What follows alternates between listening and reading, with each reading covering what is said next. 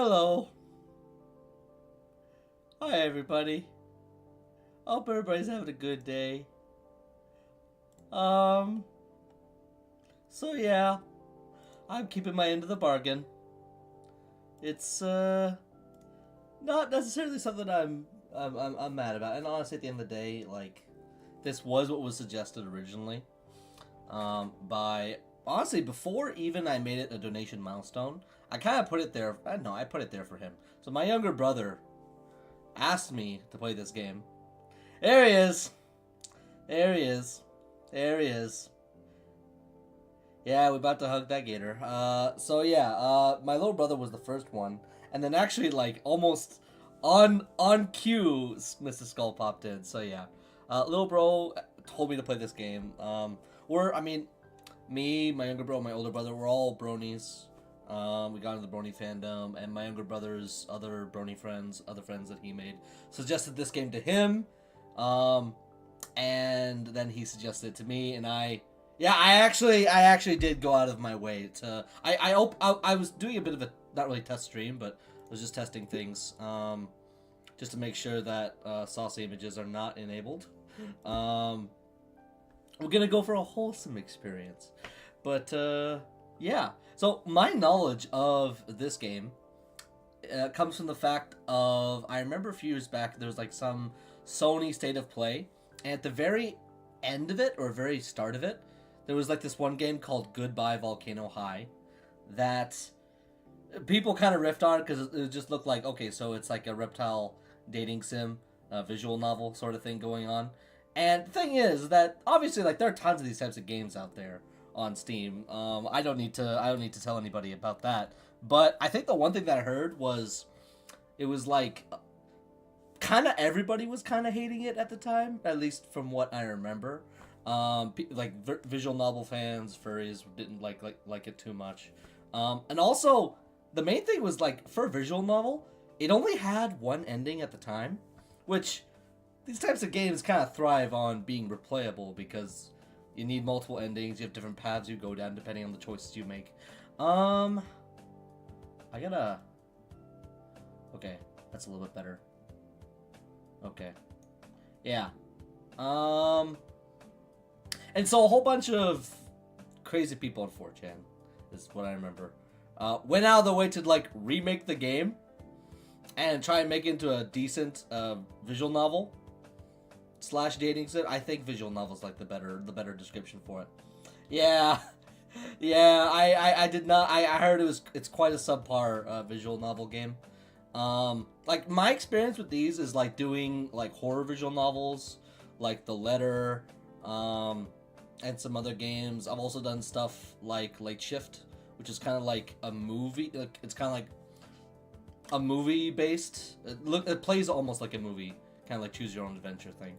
But yeah, no, those crazy people from 4chan took this game and took Goodbye Volcano High, made their own thing. And then, I guess from the experience of making an actual dating sim, visual novel, whatever, they made this. And so, yeah, I'm gonna say right now, like, I guess, like, first impressions off the bat, this is really nice title screen music. It's super chill. I like that. And honestly, like, even if it is just a repeating GIF, or GIF, depending on what denomination you are, it's a very pleasant opening screen. So yeah, we're just gonna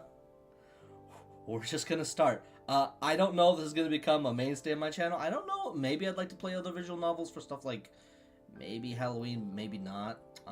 Just depending on the mood. Otherwise, though, I like Phoenix Wright. That's pretty much it. All right, I'm gonna try and read all this. September 4th, year 200M. 203 BC. Amid the arid heat of the morning sun of Volcandera Bluffs, I can't help but miss living in the more temperate weather of the Midwest. Summer sleeves are in style this year. That jacket's aroma blog better be right. This suede thing is killing me. Well, at least it's guaranteed to start getting chillier in a few weeks. Besides, I'm sure to make an impression with this. Abercrombie and Flint is all the rage these days. I see what you did there. Oh no. all the scalies. I promise I'm not gonna be like that this whole time. Oh my god. Snoot game, yes, that's what people call it. Yeah, my little brother was telling me that too. Yeah. Yeah. Snoot game. That's what my little brother said. Oh. I'm just wondering. My little brother's probably watching this and reacting to his friends. Bro, get over it. No, just relax. It's my experience. It's my cringe, and I get to deal with it how I please. Stream your own Gator game. Shut up, Stream Elements. Alright. Sigh and lean back in the hard plastic seating of the metro. I'm on my way to my first day in a new school. Oh, great, high school setting. What's not to love? Ordinarily, I'd be glued to my phone on the trip, but there's too much on my mind right now. My folks' sitch requires us to move frequently, which gives me little time to fit in. Much like how a rolling stone gathers no moss, I could never make a friend I'd keep longer than a year. Just a lot of promises to keep in touch that petered off within a few months. Admittedly, it's my fault in the end, but that's what's going to change. Starting today. I'm going to senior year now, so it's my very last chance to prepare for the world ahead. Luckily for me, the cards are stacked in my favor. I feel around my backpack from my DSLR, so my fingers can absentmindedly fiddle with the mode dial. St. Hammond High School is extremely well known for their artist curriculum. Art kids, eh? They're a colorful bunch. Honestly, art students are always fun. Really good conversations. As a cringe liberal arts degree individual can say, he's cringe and he's free. Exactly. With my sugar-free soda. Alright. Let's get the right angle here. In other words, I'll be surrounded by people who share my interests. Nice, bro. Even if it's a bit of a ride away. I've always been friends with artists, or I have a close friend who's an artist, and it's something that I legitimately just really appreciate as a hobby. Speaking of rides, I was hoping that my parents could drive me there today by the time I was up, though they'd already left for work. That's a bummer, I feel that. No big deal, I like the hustle and bustle of public transportation. Depending on where you are. Our bus system where I live is decent, but you have to be very careful depending on the city. I imagine I'm gonna have to get used to this anyway. As time passes, my mind sound like pond. My mind wanders to memories of previous schools. Flashback! Or not. They all sucked. Speaking of flashback, everybody here should watch To Be Hero X. Legitimately banger anime. God, I wish I was him. Being around people with similar interests would be a godsend for me. I'm sorry to hear that, man. But, I mean, that is what the internet is for. Hey, I need to make the most of the situation I'm in. Not get all sad like this. I need to do something like...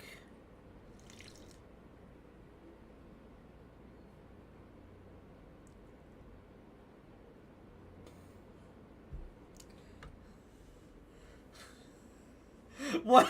No! I don't... This is kind of rude, though. Get up and breathe that fresh city air.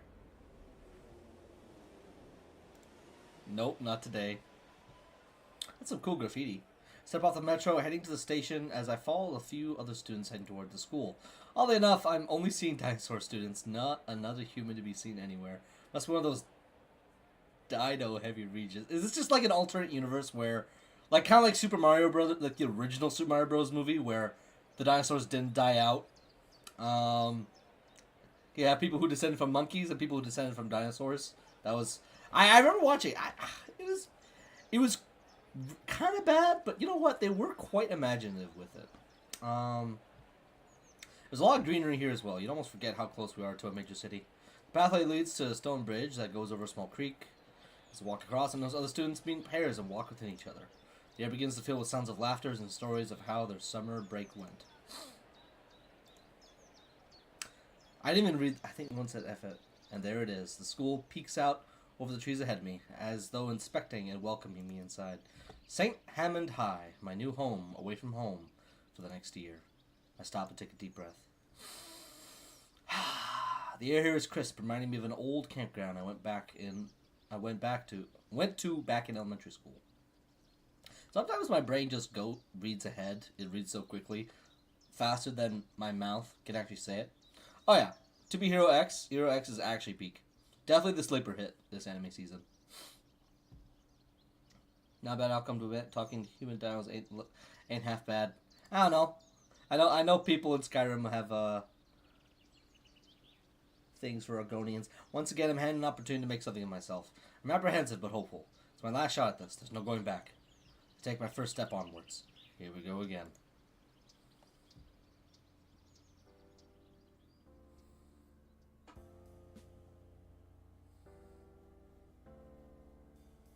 Not terrible art. School mill about the front yard. School is known for its heavily prioritized art programs. Over 2/3 of the graduates end up pursuing a career in the arts. While half of them regret it for what I've said, there's still plenty made from it, right? It's also the management's claim to fame, and the facade about the front entrance being dominated by a vibrant mural. I've got a good feeling about this place.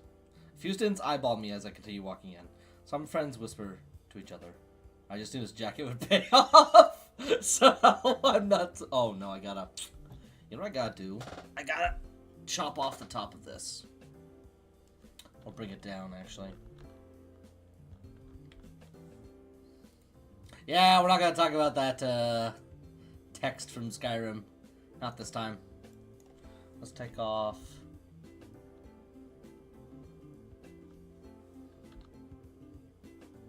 Maybe 75. Yeah, it should be fine.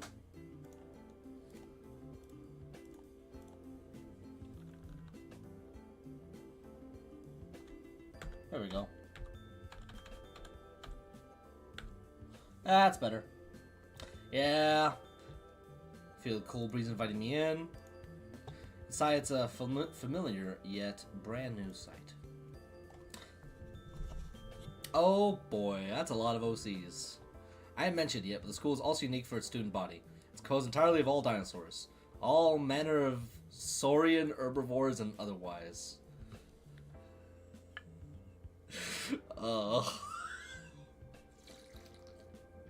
My little brother's gonna be roasting me the whole time, but yes, I do feel a little bit uncomfortable. Just a smidge. Just a smidge. I'll get over it. Scales, feathers, and tails. Is that a tether? A tether? What the heck's a tether?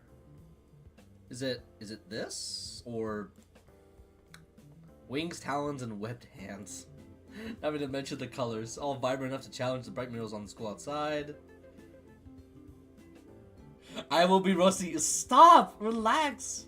Relax, man. Okay. This is a whatchamacallit. Dexter's Lab. This is a Dexter's Lab reference. I can immediately tell. 'Cause I'm cultured. Dozens of students march about, reconnecting with past friends and meeting new ones. You'd think they check to see if he's a dino. I think it'll be very apparent because he's just man. Some anxiously glance at the schedules, checking every door as though they were numbered at random. Probably should be standing here. Whoa, is that a human? A human. I'm thinking of Fallout when I see that. Hugging any gators yet? We'll get there when we get there, Vicalis. Oh boy.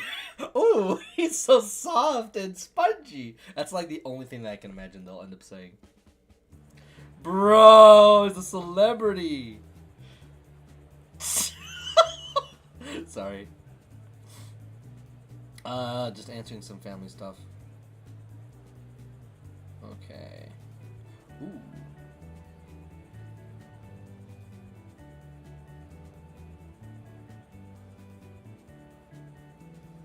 I'm sorry, I am, I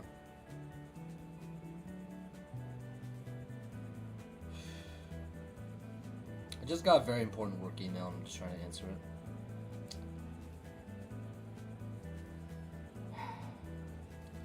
Hopefully able to get it later. I don't think they would have declined him for being human. Lamau. Racism. Just a little bit. Just a little bit. We got Coolio's greatest hits over here with our guys fit. Yeah, it's not bad.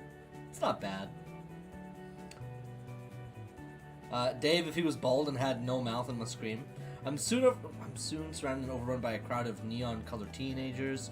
Clearly my jacket's working like a charm. I gotta save that face though. That's actually funny. That's good PFP potential.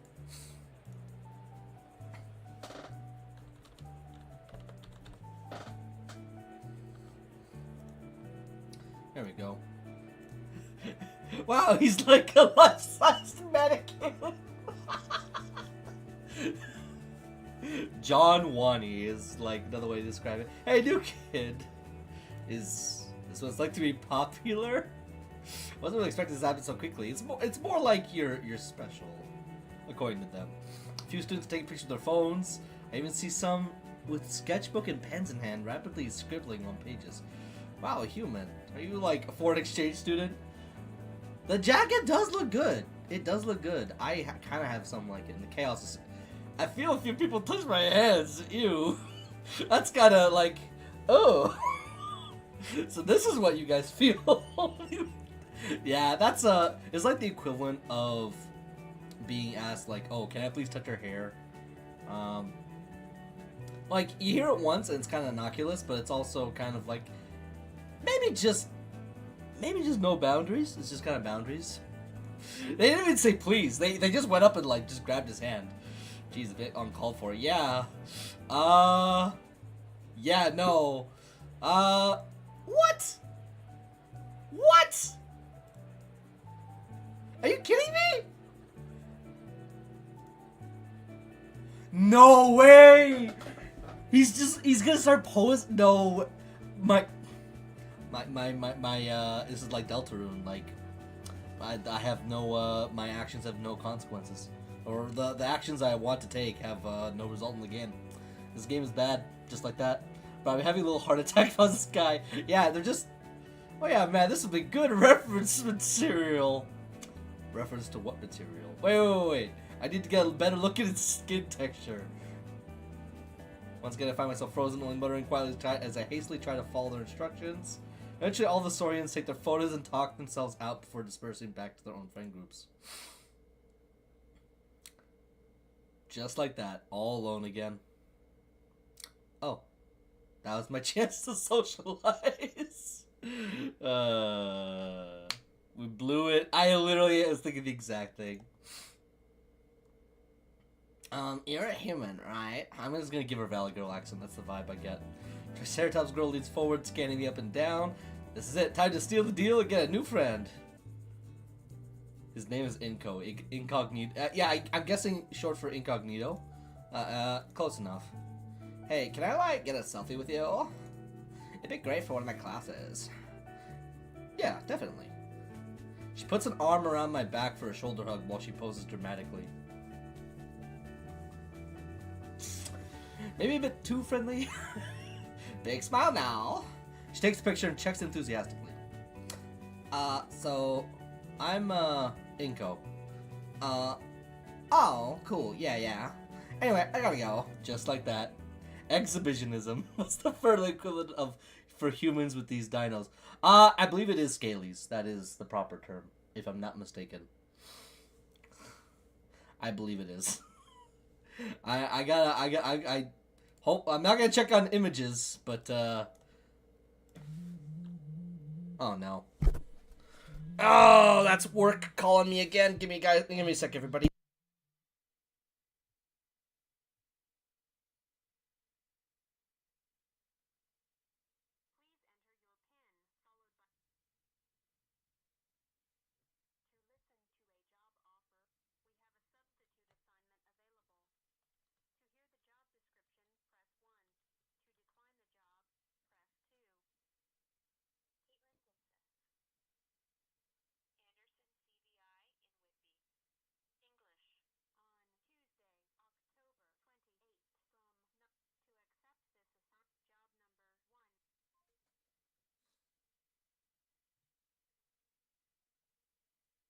All right, we're back. Yeah.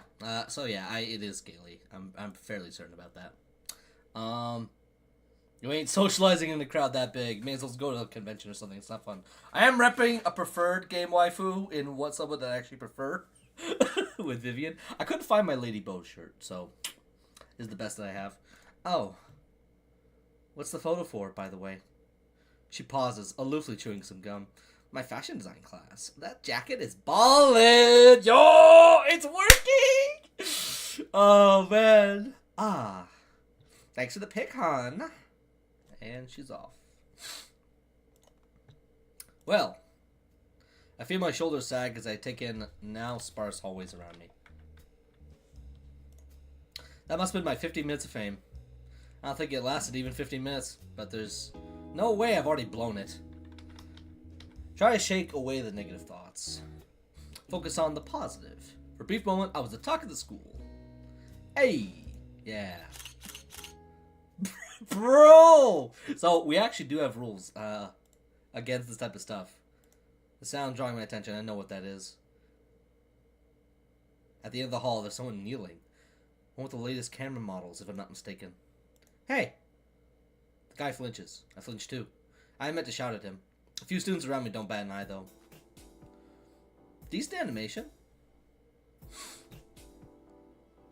This guy definitely gives off the yes, like a Squilliam fancy son vibes. Sorry about the yell. No, it's fine. I managed to get the shot I wanted. The bespectacled boy, I think he's a parasaur. God, the fact that he's so knowledgeable and specific about this concerns me. Inko is ballin'. There we go. Double checks the camera, displays, and smiles. Yep, perfect. This will be fine print for the yearbook. Okay, so he's actually kind of chill. Can I see? His grin seems to widen my interest. Of course, here. He turns the display toward me, showing a shot of the hallway. And me as the focal point. Pretty good, right? I look a little closer and notice that I think it's a little out of focus. And dark. What do you have your... Okay, so yeah, actually.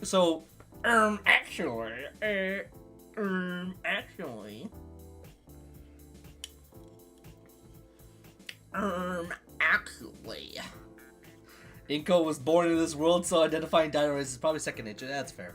That's fair. No, that's a valid point to bring up. That's fair. That's fair. What do you have your... This is camera lingo. I don't know this at all. Not up my alley. I'm gonna move that over, though, just a little bit. What do you have your f-stop set at? Shh. He stops and glances up at me, pleasantly surprised to get a real answer. Yeah, I'm a bit of a photographer myself. I'm taking it as an elective, too. With Mr. Idakin? Thinking back to my memorized class schedule, the name does sound familiar. Yep. Oh, snap, cool, we'll be classmates. Mr. Idakin's busy, so he just teaches it for one period. He offers his hand out for a handshake. I'm Ben. Inko. Friend achieved. Let's go. I'm actually new here. Kind of figured, being the only human student this year and all. St. Hammond isn't one of the more popular schools, but the staff are...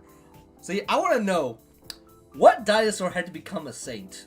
Like, was there a dinosaur pope that sainted, that made Hammond a saint, like, centuries past, 1,000 years ago, and he's still an object of, like, worship?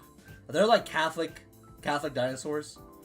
Anglican dinosaurs? These are questions. These are valid questions for me to ask right now. I'm sorry. St. Hammond is one of the more popular schools, but the staff put a lot of effort into the arts program. Even the campus itself is designed like a living art piece. So if you ever need help, from the pause, I'm guessing he's offering some help. You made a friend. I wouldn't say no to a tour. A tour, you say? Well, I'm going back to the principal's office, but I can point out some neat stuff along the way. He raised an eyebrow to himself in contemplation. Might be a good idea to meet the principal, too. He waves for me to follow him.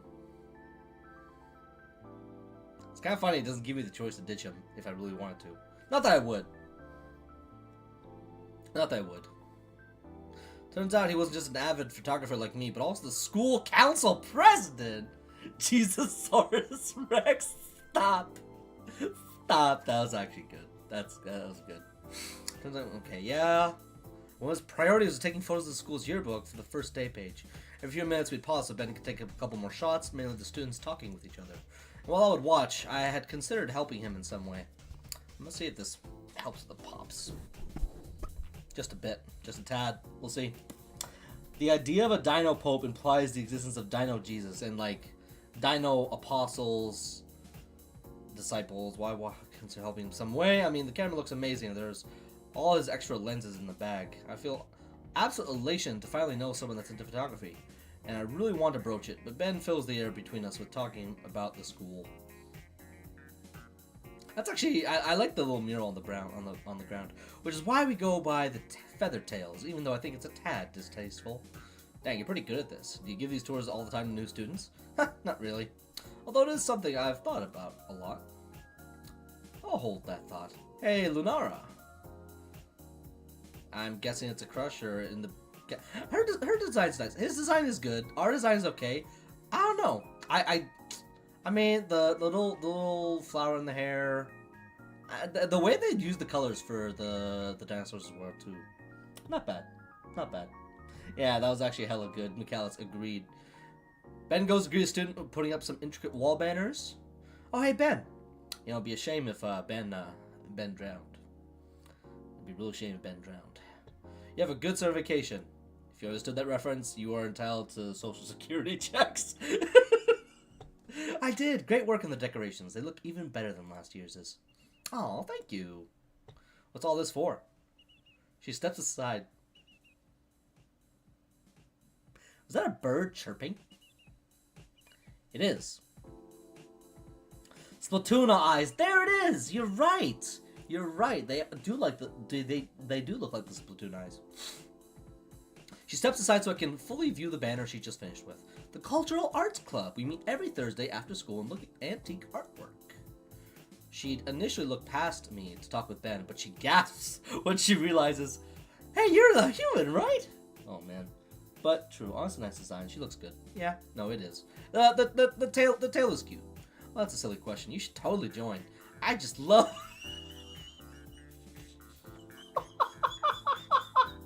Yo. So, oh man, there are people who like really get into the conversation about like cultural appropriation.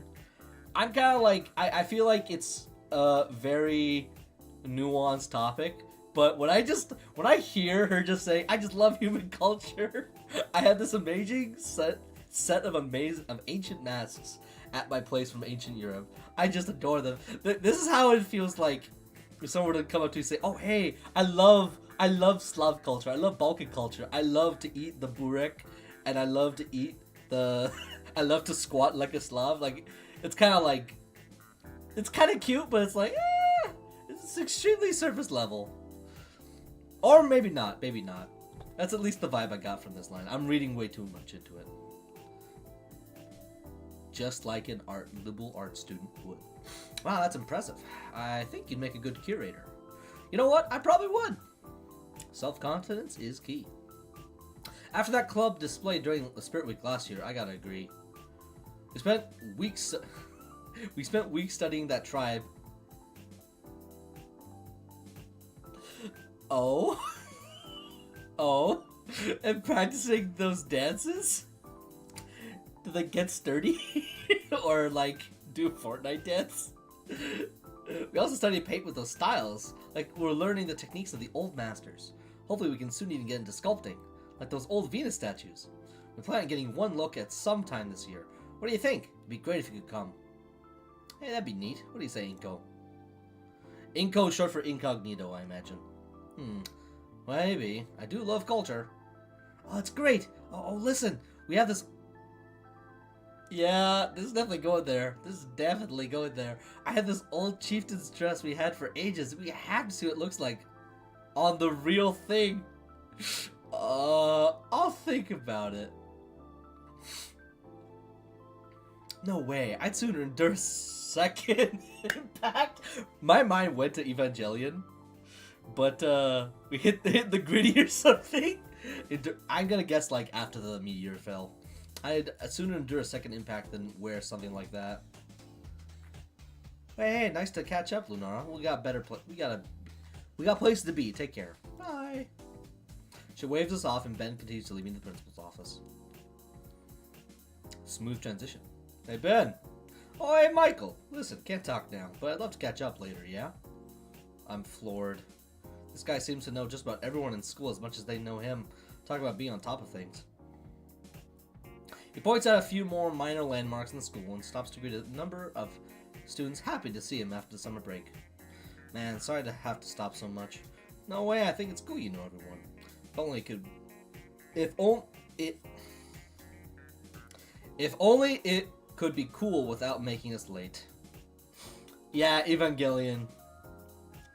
Rather die than leave it. Yeah, no, not the funnest place to be in. He notices a few more noteworthy landmarks, eventually leading me to its biggest draw.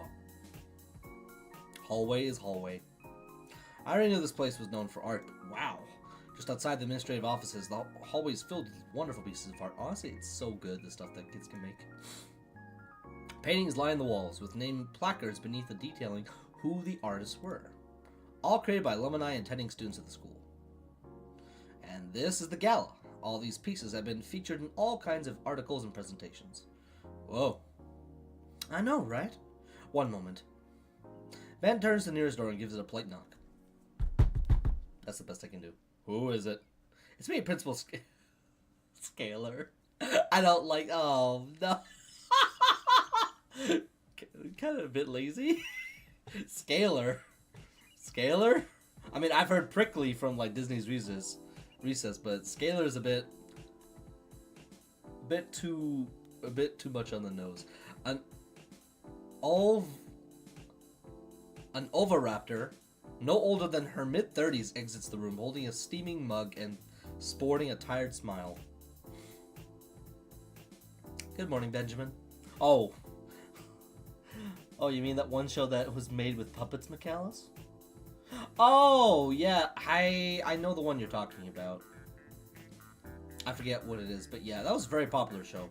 It kind of ended on a really dark note, too. Like, it literally ends on the meteor coming down and striking the Earth, blotting out the sun, and putting the Earth in a dark age, an ice age. And they just kind of all sit together at the end. It was kind of really, I'm forgetting what it's called.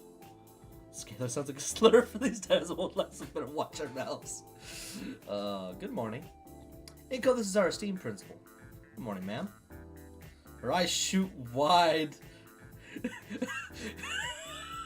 We're just being polite, but I feel like ma'am set her off. Her eyes shoot wide mid-sip of her coffee. Oh, I hadn't noticed. You'd be... Really? Okay. Alright. Mr. Gunito, right? Ah, yes, Mr. Incognito. But my name... How wonderful. Gone is the exhaustion from her face, instead replaced with a very wide smile. I'm so happy you've chosen our school for your last year, Mr. Nitu. Ben, be sure to give him a thorough salmon welcome, okay? Already was. If you ever need any assistance, my office is always open, Mr. Nito. Wait, she messes his name up twice. There's Nitu and then Nito. Not to mention the student council is also available for help. Isn't that right, Ben? I'm not sure how I feel about this. She's gotta put him up to task. For real, that was one hell of a dark as hell ending for a show like Bloody. Yeah, it was a very lighthearted show, too.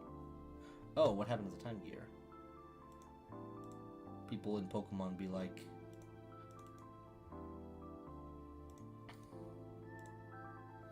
No! Oh, why is it all the way over there? Guess I accidentally had it clicked. That was weird.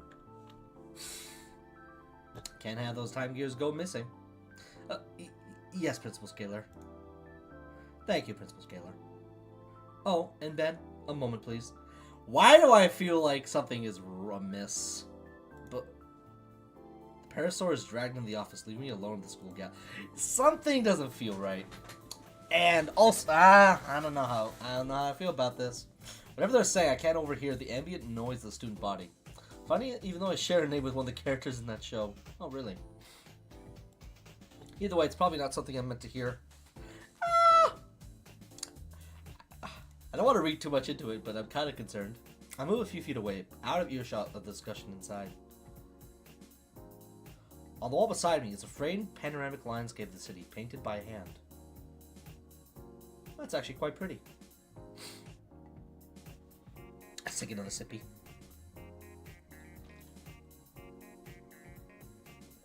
I do want to say the soundtrack is pretty good too. It's a decent OST.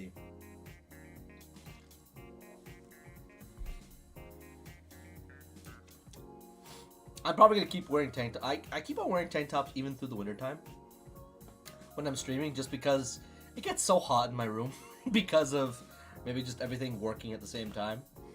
But it just feels out of place though. Like now that the rain's starting to come in. Wow, I could practically use this thing as a map with how detailed it is. No wonder it's hanging so predominantly by the principal's office. The general brushstrokes, the vibrant colors, the evening sun bouncing off each of the windows, and the majestic scarlet sky enveloping the horizon. Quite detailed.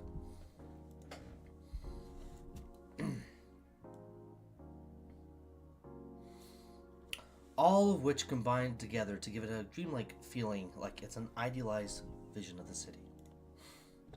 It's beautiful.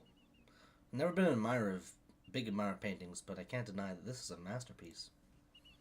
Nah, Dave, you're one of those fellows who wears tank tops in the middle of a snowstorm. I'm actually not.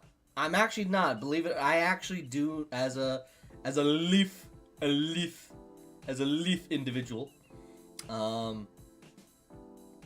Yeah, no, I know people like that who like wear just like shorts and like a t-shirt or whatever in the middle of like the dead of winter. I am not one of those people. I can't confirm this. I have some kind of resistance, I guess. Like I can take a bit colder temperatures, but yeah, no. The room just gets hot, so it just lets me be a bit more relaxed with what I wear. I withdraw my Cavian Stone 60 from my bag. I don't know cameras, okay. With the compact lens I keep, I barely fit the entirety of the painting in the frame for the shot. Checked the copy on my display. I realized I left out the title and the artist of the piece. The tag says, Dreamscape. Artist, O. Halford, 9th grade. First place. Nice. A freshman did this. Jeez!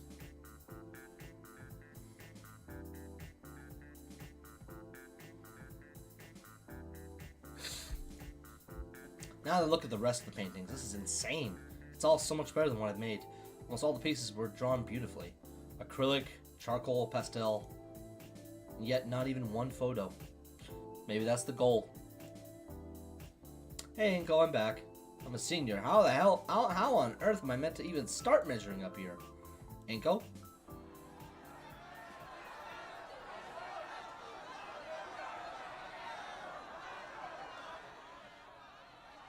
Want to make sure the game audio is not too high. High enough, but not too high. He's a freshman, not bad. Ben nudges me back with the back of his hand as the commotion gets closer. Hey, watch it, jackass! Slow your roll, Leatherface. That sounds like a slur. Oh, my leg! I watch as the perpetrator, aggressor, aggregator, finally arounds the corner and comes barreling down the hallway, speeding. Sorry, I just gotta take this quick.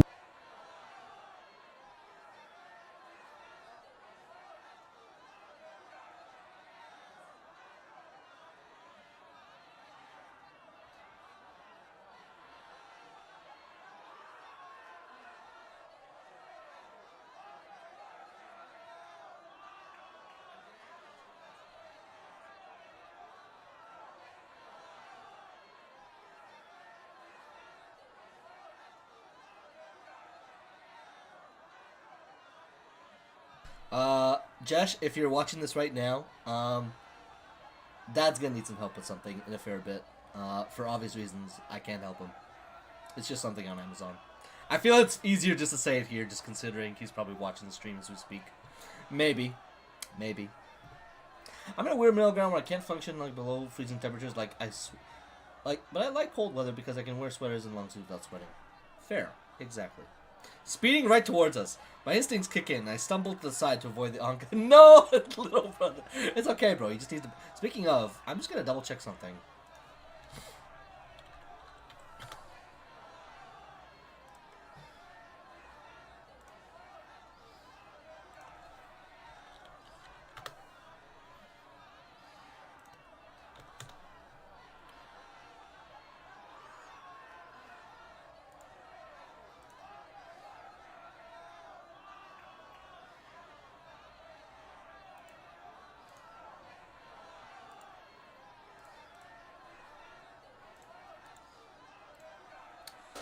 Um,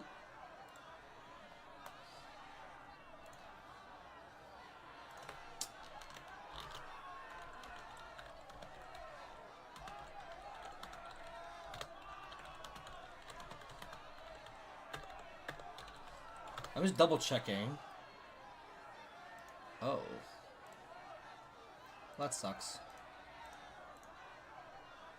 Okay. Sorry. Yeah, no, my dad was gonna ask for help to buy some stuff. My mom's not with us right now. She's helping her mom.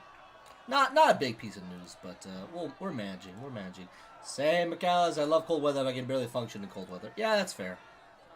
That's fair. Don't forget to like the stream, please. Stumble to the side to avoid the oncoming collision. For a split second, I get a good look at my assailant. What? It's her? What on earth? Gas, gas, gas. Gotta step on the gas. Green scales, messy hair, and a faded purple hoodie.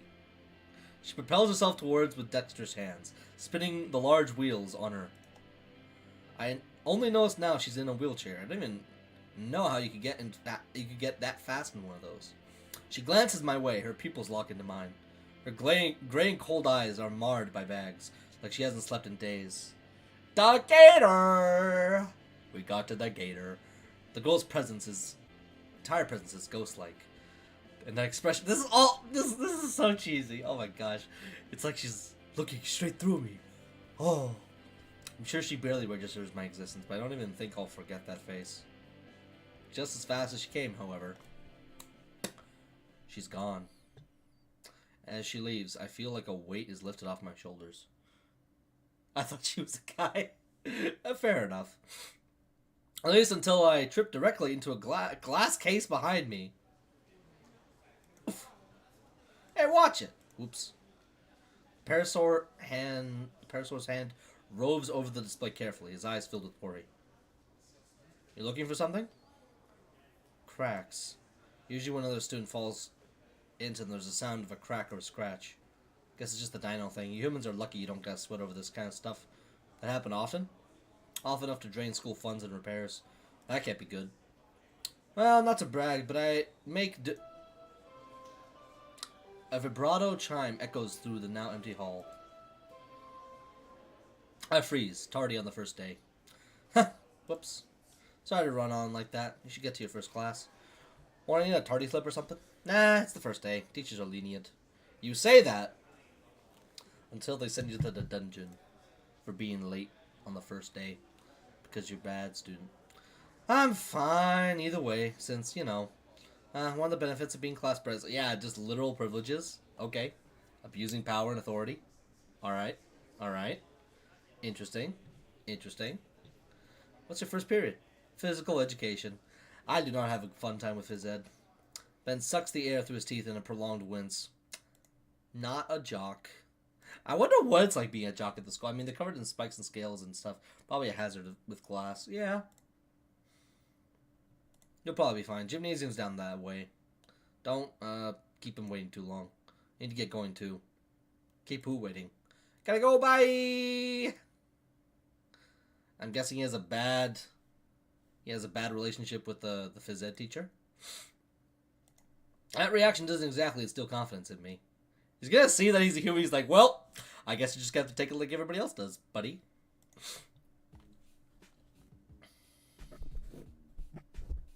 I follow Ben's directions toward the gymnasium. After all the earlier commotion, it's the first quiet moment for myself. May as well take it to finally sort my thoughts. Let's see, what do I think of this place so far? It's certainly livelier than any of the other schools I've been to. PE sucks balls for me, not athletic at all. It's mainly just because of my shoulder and my nose being like kind of messed up, so I can't breathe properly through it.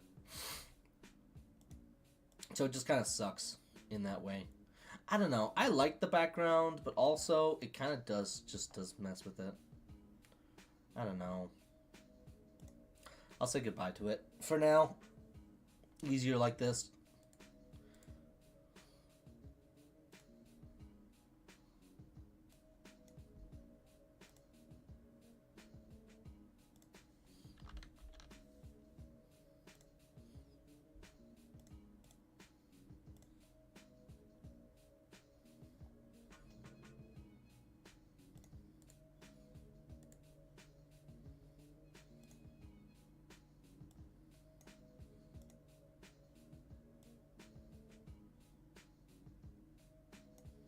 Hmm.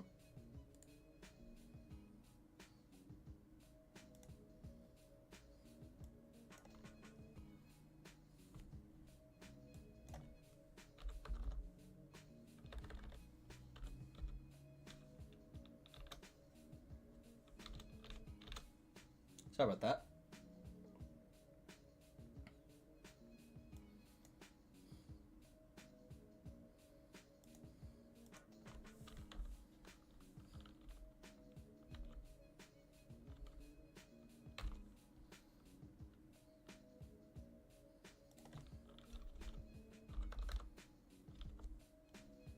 I swear there's a reason I'm messing with the chat box. It's ultimately necessary. Alright. Alright. Feels like I'm a bit out of my depth since I'm so used to the opposite. Here, people like that girl earlier are eager to share their hobbies almost without being prompted. Said no one seriously. Sometimes gym can be fun. Like, I love dodgeball. I used to love certain sports. Like, kickball was always kind of fun. There was this one game that doesn't really get played much anymore called Keymaster, where you kind of set the mats in the gym like an obstacle course from like one end of the gym kind of close to like the stage if your gym has one, and you turn off the lights and the person up on the stage has like a pair of keys, and then it kind of plays like red light green light, where people have like they can hide behind the obstacles. The person up at the stage can't move, they can only kind of view and peer. And if anybody can be, and if the keymaster can see any person, like they're out and they have to go all the way to the back to start over. And whoever manages to sneak past, Metal Gear Solid style if you want, and grab the keys, the first one to do that wins. That was one of my favorite games in PE. It was just fun. Just messing around. Yeah, there we go. Just knows. Octopus is solid. It was solid, I would say. It hits me. The school's art program attracts people, and the students here don't have to be here. They're choosing to be here, which is why it's so active. Well, alright. What do I do with this information? Means I can probably be friends with anyone I want, right? I like soccer, but that's pretty much it. I was also interested in how many Pacers could do. A Pacer Grand Fitness test is a multi-stage aerobic test.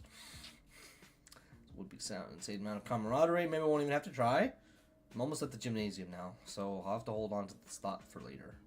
Again, I like the mural of the saint, I guess is what they are. Gym class. So the boys are separated from the men, and where people with Herculean physiques are able to show off their sculpted bodies. It's an art school. I don't imagine their gym classes. I begin to remember how much I dread going to be. You would chat, bud. The innumerable bad experiences from past schools pale in comparison to many skidded knees and broken classes. Hopefully the school's PE is a lot less grueling. I stand before... Yeah, this literally just looks like someone traced out... Like, this literally could have been one of my old schools. This is as gym of a gym photo as you're gonna gym. John Gym photo. Has to follow me to catch the sound of physical activity coming within the gym itself. Shoot, I really am late. Ben's early warning echoes in my head like a foreboding spirit. I peer through the small windows in the door and see students standing shoulder to shoulder. Towering over them is a primate, who I can only guess is our gym teacher. An ape exchange student with gym teacher with his arms crossed and a scowl on his face. I hope I can get away without being tardy. As I walk into the...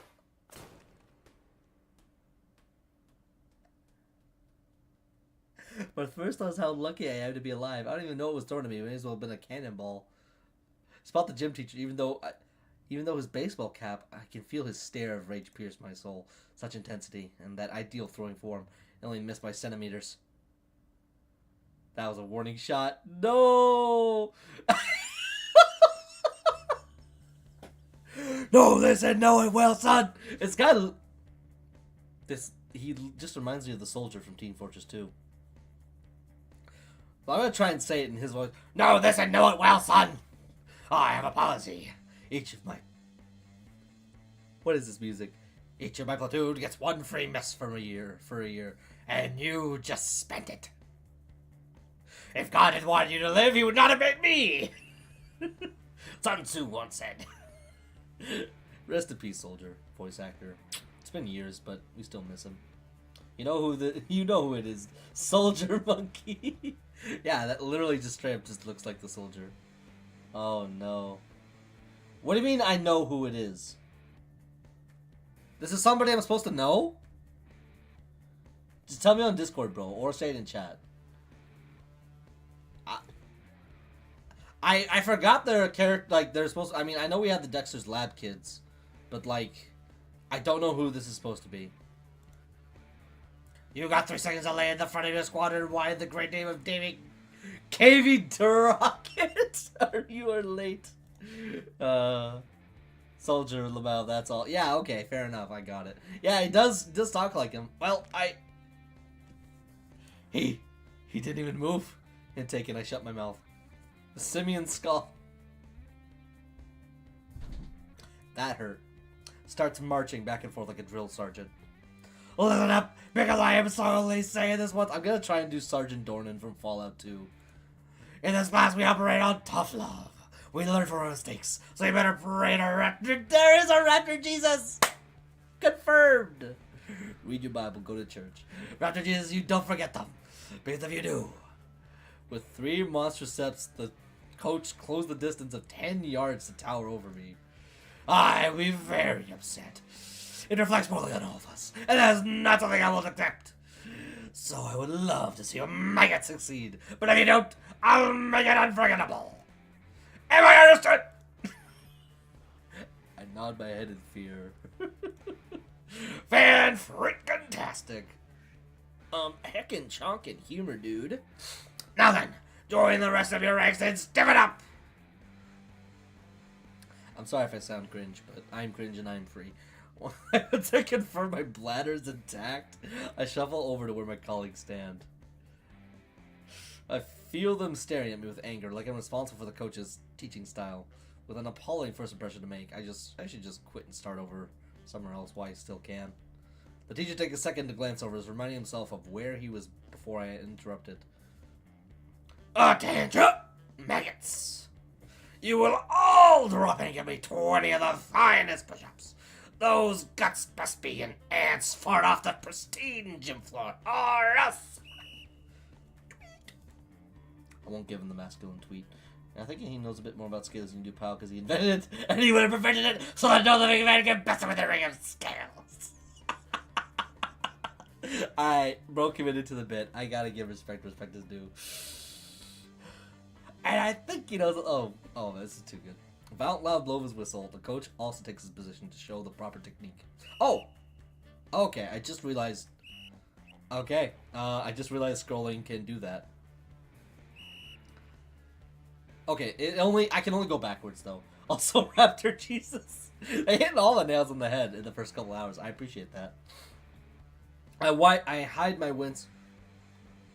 I hide my wince as my knees impact roughly on the ground. Real pain starts to try to keep pace with everyone around me, and my biceps and forearms threaten to splinter from the weight of my body and the speed of my jerky movements. I never realized just how badly out of shape I was. I feel that. On your feet, you bipedal slugs! This guy, he ain't human. He's a freaking force of nature. Some kind of primate, maybe. A close relative. This silhouette looks like Susie from Deltarune. Just because the nose. I can feel my muscles hollering in pure not gonna lie, I just realized we kind of look like Sans. We kind of look like Sans, guys. It's not a vest. If the sleeves were ripped or something, like, we kind of look like Sans with glasses. By the time I'm back on my feet, my breathing is heavy and coming out in whistles. Now then, since it's only the first day of school, how about we have ourselves a good old game of dodgeball? Did you just say dodgeball? Oh yeah, dodgeball time. Why is P at school anyways? I mean, you gotta say... No, it's not like a university where it's something different. I mean, even an art school makes sense to have PE. I know they probably wouldn't have a major, like, sports teams or anything like that. But... there's still a need and emphasis to make sure that people are in good enough health. So it does make sense even at a art school to have a PE class. Also, it's the way that you're dressed. Oh God, Sans and Susie. Yeah, it's just registering like that in my head. I can't get rid of it.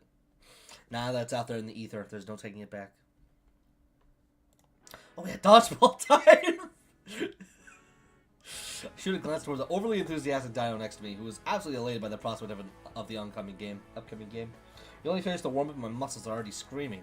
My knees shake, my lungs burn, I'm so drenched in sweat that I'm sure I might need a shower after this. I don't really want to play dodgeball. Bro, that's why you're supposed to get changed. Why are you wearing a jacket in gym class? Bro is actually clowning. What college is it?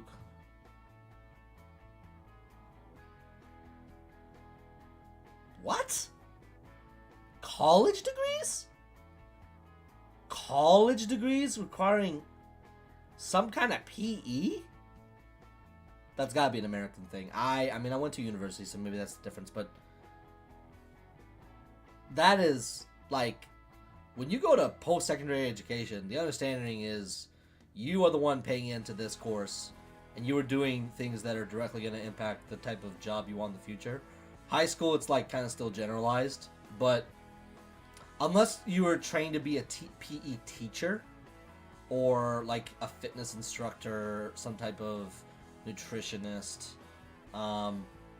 something like that. I could see, like, physical education being something you need to learn, but yeah, McAllis, that's news to me. Yeah, our Irish has to be American or Irish. I forgot you were from Ireland, Mrs. Cole. Aren't we lucky? First day of school, we get to play a game. I don't do dodgeball. Okay, bro is lame. I'm sorry. We gotta man up. Why not? I'm not exactly. There was an incident. Yeah, it's community colleges and degrees are highly generalized, but a lot of them are interesting. Okay, thank you for clarifying, McAllis. Okay, that is a subject matter that I am not educated on at all. I never would have known that. Because my older brother also went to a college up here. It was a media degree, and I don't think he had to do any other type of general, like, phys ed. I'm not exactly. Alright, mates, pick a side and keep the number even. This is a suicide match, bruh, and free for all too.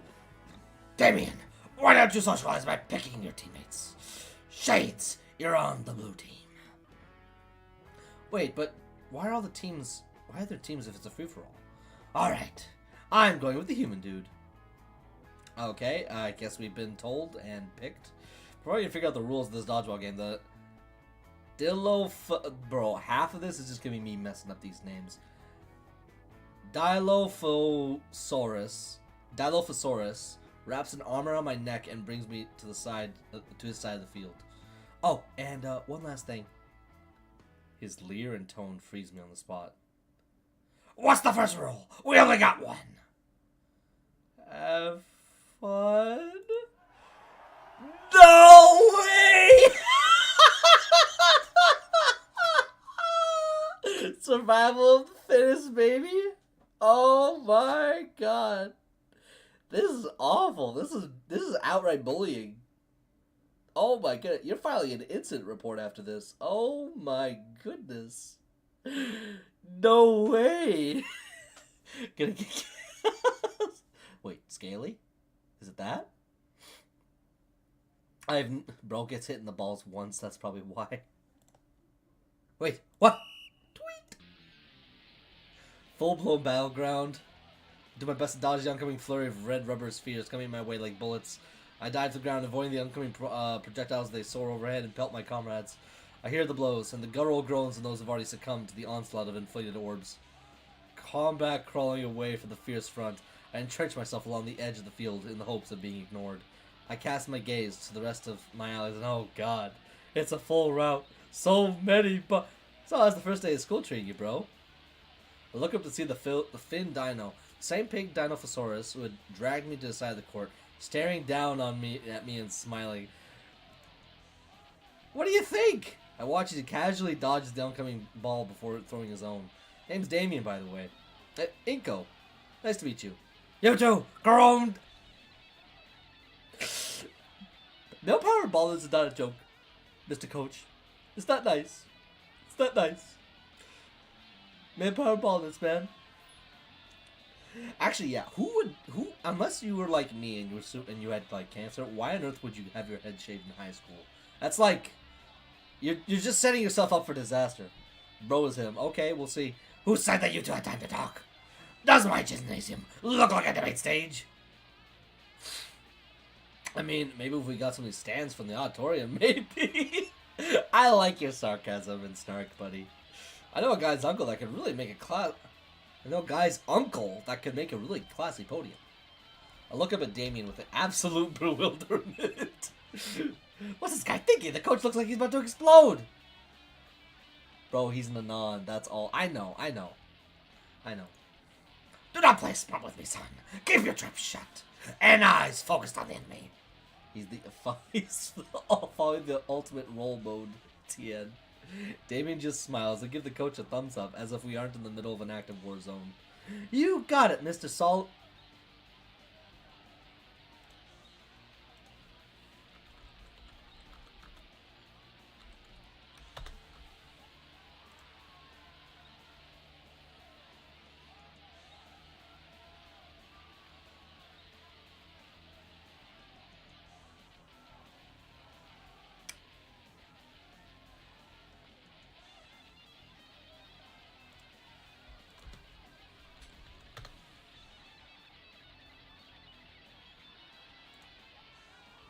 Yeah, I know he goes by John or Jane Doe in TF2, but just double checking that.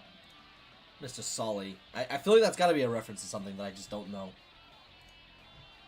Cancer's not a joke, coach. Just because he got his ball doesn't mean you have to bully the kid with cancer. You got it, Mr. Solly. That's Coach Solly! Sorry for the voice crack. Loki, the music kind of slaps. Yeah, it's pretty good. Ultra in sync with this one chat. John, Gachidazu, Gun, Kunamuki, John, no, na. Bro, I love that theme so much. But I know the actual Ultra Instinct theme is like,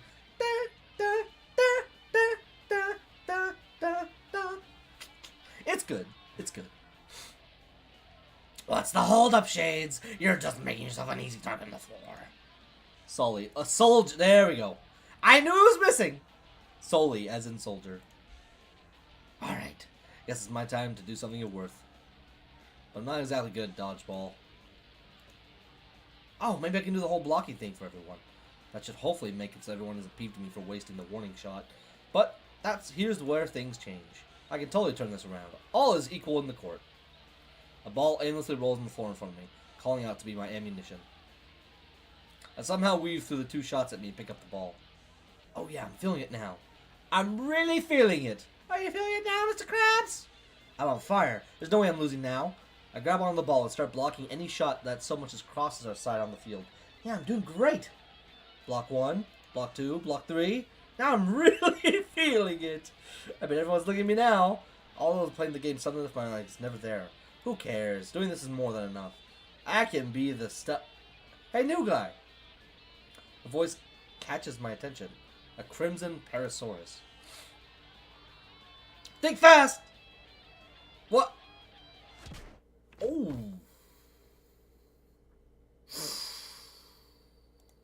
Ooh. Buddy. The floor is cold. Maybe I shouldn't have come here after all. A pair of extremely dirty sneakers enter my field of view. You gonna get up, Shades? That's a good nickname. No, I give up.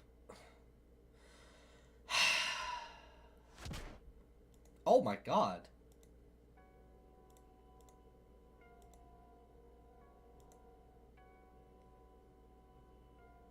My vision clears and I sit up from the plastic bed. Sure is boring around here. Sure it is bright in here. Oh shit. Language. They broke my sunglasses. No! Okay, luckily I bought my reserve pair.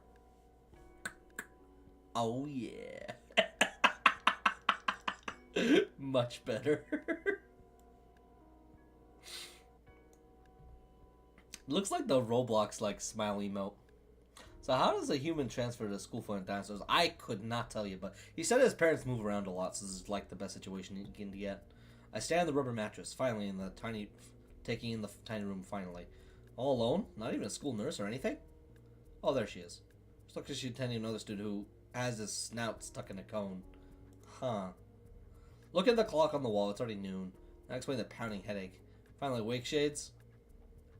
I sit ramrod straight. The fear of God stricken in me once more. Calm yourself. Oh my god, he really is a soldier. You ate dirt pretty hard back there. Oh man, yeah. Wait. You did that. I did. Pelted you right in the back. Do you know why? Because I messed up. Be more specific, kid. Because I couldn't be a good teammate and got hit in the face. Wrong. It was after that. I don't. Nothing happened after that. No, you gave up. But I was doing well. You think so? I was blocking the balls and all. You weren't blocking anything. You were showing off? You found a single thing you could do and started dancing around like a clown. You focused on the easy thing and gave up on the real thing. You were so focused that you forgot to look around for a moment. And here you are. I know a defeated man when I see one, and there's no way in hell I'm letting a student of mine give up so easily. It's the first period of the day, and you're already given up. Either way, that's a pretty bad lump you ended up with. You gotta watch around some students, if you know what I mean. I blink a few times, and recall the chick that yelled at me to catch, followed by pounding me in the face. That one, she's, he chuckles to himself a bit. She's something alright. Yeah, looked like the devil herself. Anyways, take the rest of the day off, kid. What? I'm telling you to go home. The principal gave the okay. I feel my head again. Another stab of pain. Honestly, obviously, like, she's gonna get into trouble. The plot demanded it, Josh. Like, a man is at a disadvantage for real. Wait, it's cooking up this Iroh level wisdom. Yeah, no, he's, the soldier is surprisingly introspective. Who would have thought?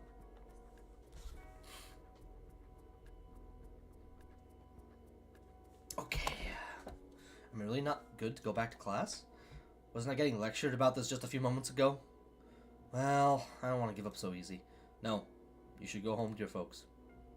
He scratches the back of his head, slightly embarrassed. Right, about that. We tried calling him earlier. Couldn't reach him. I gave a sad half smile. Yeah, sounds about right. Neglectful parents! Woo! I can make it home fine on my own. He nods. When you get back, don't give up so easily. He holds the door to the nurse's office open. I nod and exit the office. Coach Sully closing the door behind us. Surprisingly nice guy. Oh, and here's for tomorrow. Brown paper bag is shoved in my arms along with my backpack. Peeking in, I see something blue and gold wrapped in plastic. If you hadn't been late, you would have been changed into those. Thank you, sir. Next time, Shades, think faster. Got it? Yes, sir. His smile is positively unnerving. Now scram, cadet! Okay. Man, it's chillin'. Sorry, coach. I didn't know your kind of game. Well, this is officially the worst first day I've ever had. It's the first worst day you've had so far. Yeah, I'm definitely going to be looking forward to being out of this one. It's not bad. It's like G-Forest. That's the brand. I don't know. It's got a type of fizziness that's kind of weird. I don't know how to describe it. I mean, I kind of do, but... As my feet drag along the linoleum floor, I can't help but painfully think of all the failures of the past few hours. No thanks to the very prominent bump on the back of my head. Ow. I'm worse than everyone here, both on a creative and physical level. I know I really shouldn't be bothered by it, but I hate seeing just how far behind I am compared to everyone else. And I thought I'd make new friends. What was I thinking? I stop and shake my head a bit. Honestly, like, Damien seemed pretty chill, and Ben was pretty chill. What in the heck am I doing sulking like this? It's a bad first day, but it's just the first day. There's still all the rest. I still met Ben and Damien, and they're pretty cool. I'm not gonna let my optimism be ruined just because of a bad dodgeball game match. Just you wait, St. Hammond. Wait. That today was a test run. Tomorrow's the real deal. There we go. He's an optimist. We haven't had a lot of choice in regards to dialogue. It really, definitely just feels like I'm going through a. This puts the novel in visual novel. Morning comes.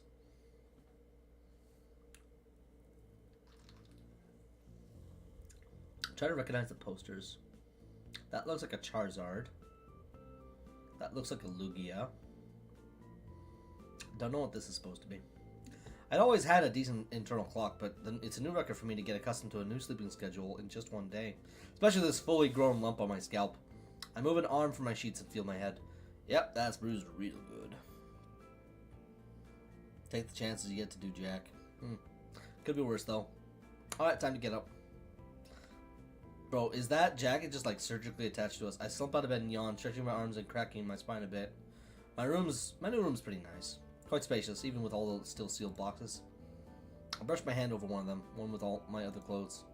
I'll get around to opening them at some point. Right now, though, it's time for breakfast. Gotta respect Inko, gotta respect the optimism. Guess we're kind of going through the intro first before we get the actual choices. That's fair. Okay, so we're using this technique. I kind of like it. Kind of taking what would be perceived as like basic locations and kind of putting a watercolor look to it. I shuffle downstairs into the heart of the house. The morning sunbeam shining through the window draw my eyes to look out to the new neighborhood. The driveway is empty. Looks like my parents are already gone for the day. No surprise there, really. That's all they ever really focus on. Shiver runs up my spine as my feet step into the icy tiles of the kitchen. My eyes are drawn to some taped up boxes that are still scattered about the counters. There's a familiar sticky note in the fridge, and I don't even have to read to know what it says. At this point, Mom's just wasting paper. The least she can do is reuse the same note and make small addendums to it. I snag a plate from the nearest drawer and open up the freezer. No fresh produce to be seen, but they're still mostly full of breakfast burritos. Yeah, I've been trying to appreciate ethnic cultures more. Breakfast burritos are good. My younger brother was trying to do them for a few years. I was trying to help him, and I liked them a bit. I don't know. I just like regular burritos more. I once did like burrito meal prep, and it was fun. It was really good. But yeah, I'm not a breakfast burrito guy. I'm just not. Plate loaded with a couple of minuscule flour wrapped meals. I set the microwave and wait for the burrito to hopefully not explode or burn inside. That's where you have to be tricky. While I wait, I check my phone. I scan over my newsfeed, checking to some of the people I've subscribed to, hoping there's something to watch during my meal. Some things have not changed since 2024. Unfortunately, nobody posts videos or streams this early in the morning, because I'll just watch a suggested video then. Pop my phone up and click on something random. After digging in the microwave, I retrieve my breakfast, carrying it so I don't burn my hands at the bottom of the plate. It's breakfast! I give the first burrito a test bite, and the inside is still cool. Don't want to stick it back in, though the tortilla would just come a brick then. See, you have to, what worked for me is, you put it in the microwave for a minute to kind of defrost slightly. You go back in, you cut it in half. If need, cut it into quarters. And then put it on the high heat, and then put the lid on if you're using like a lidded container, and then you're just microwaving the glass container or whatever type of plastic you're using. Then put the lid back on, and then just kind of let the heat kind of permeate for a bit. Burritos for breakfast is kind of weird. I prefer to make sausage and eggs separately and then just eat them with some burnt toast. Yeah, no, fair enough. That's entirely valid, McCalls. But yeah, if you're gonna microwave it, like, you gotta be strategic about it. You can't just be plain. Talk about it! It's been years since I've probably watched Jacksepticeye. By the time the video ends, I finished the last of the half-thawed burritos. Pocketing my phone, I slip the plate into the sink and head out for the day. Yeah, that's fair. Toast, muffins, and yogurt. I like eggs and hash browns.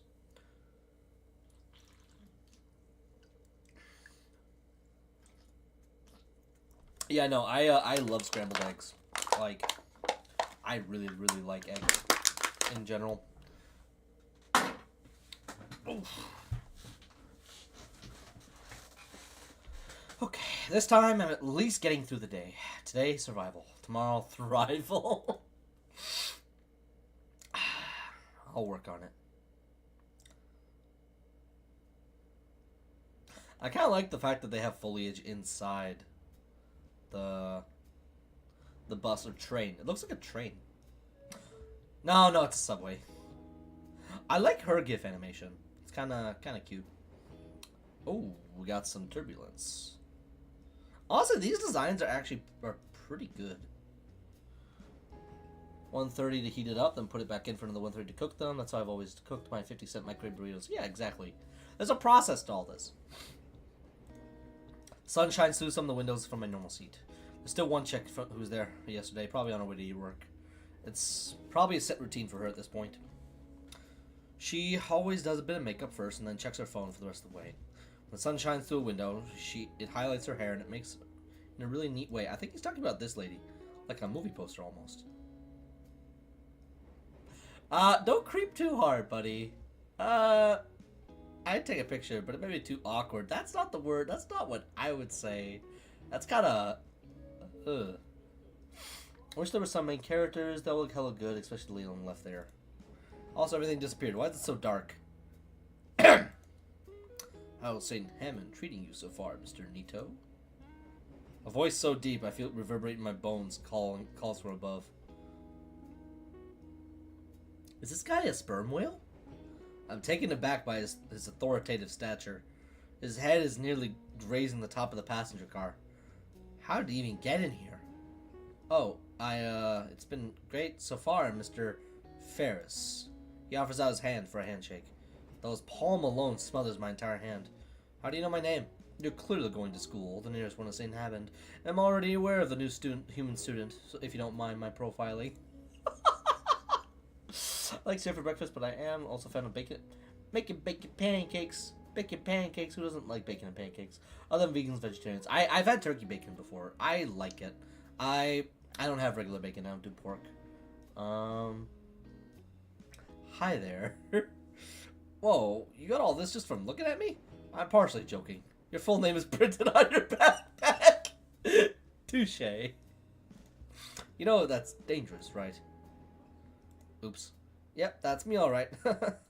That little disapproving little wince, but please. I know it's only a few days since this year started, but I'd like to hear your opinion so far. Is this a questionnaire or something? Not exactly, but it is of some importance up to an assignment of mine. What does that mean? Oh, what am I being secretive for? I'm here to audit your school.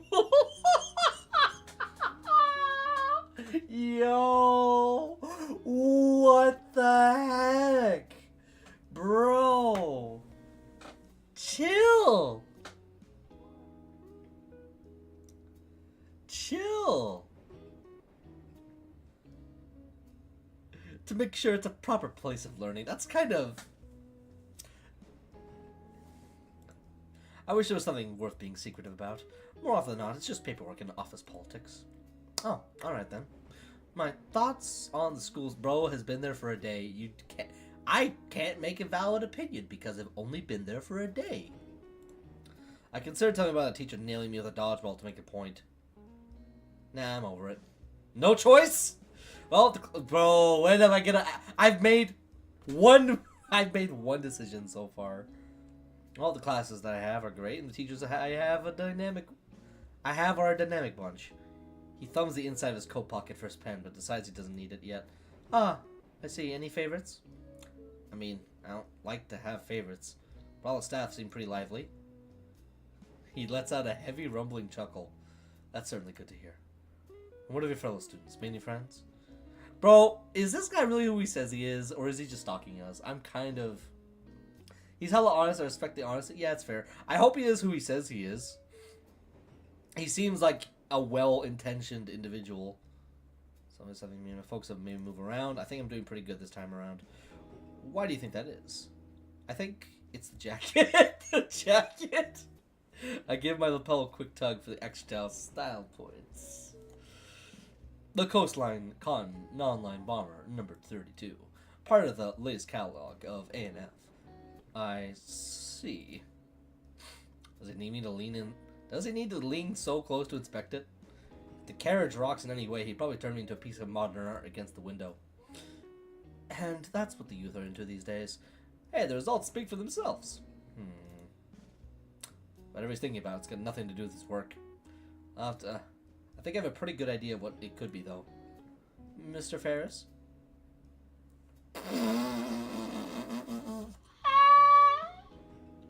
This feels so dated. Who says swag anymore?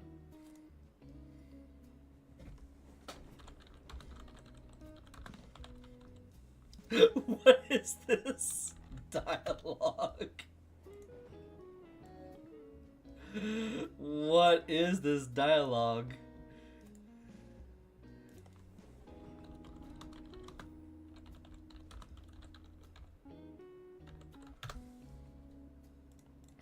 Huh? How much money do you think he spends on Faye? That will. I just got it. Yeah, that was good. That's a good one, McAllis. Well, I guess that probably answered it. I admit to being a little gray. I'm aware I'm not exactly with it anymore.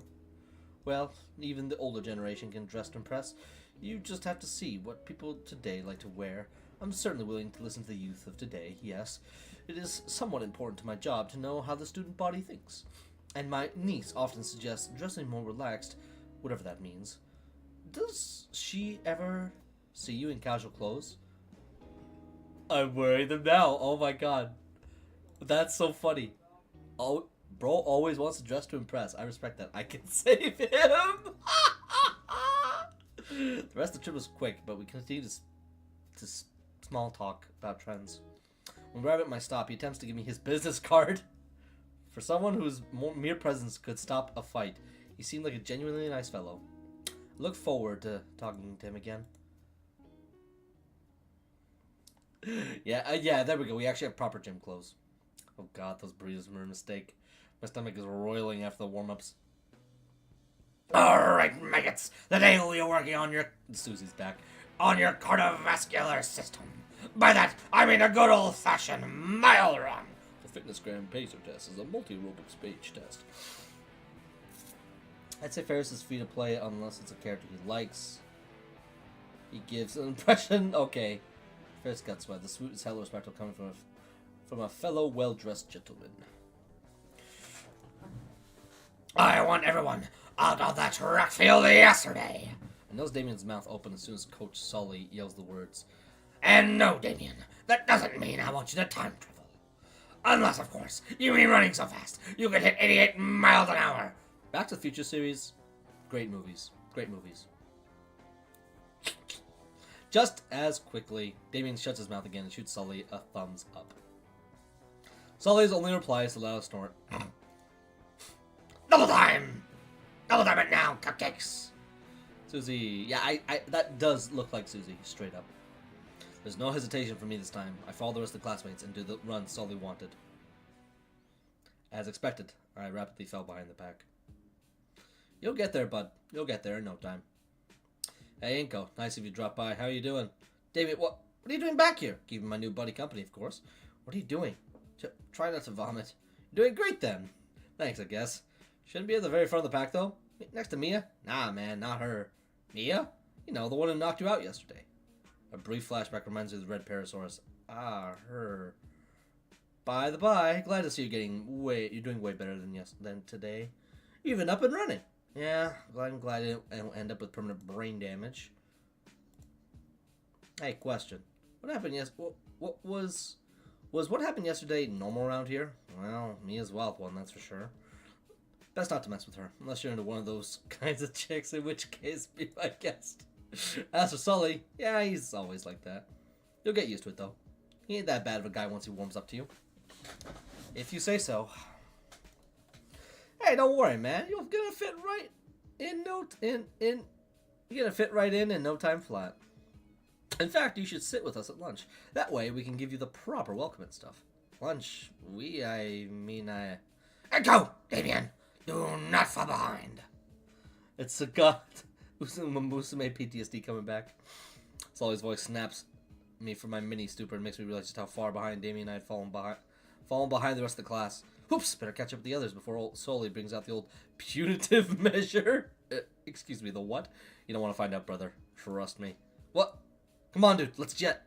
Before I can say another word, Damien gets behind me and starts pushing me forward, forcing my legs to move faster than they ever should have. I had to struggle not to trip over myself, but somehow I managed to keep up with the pace that Damien was forcing my whole body to maintain. Bro is sweating.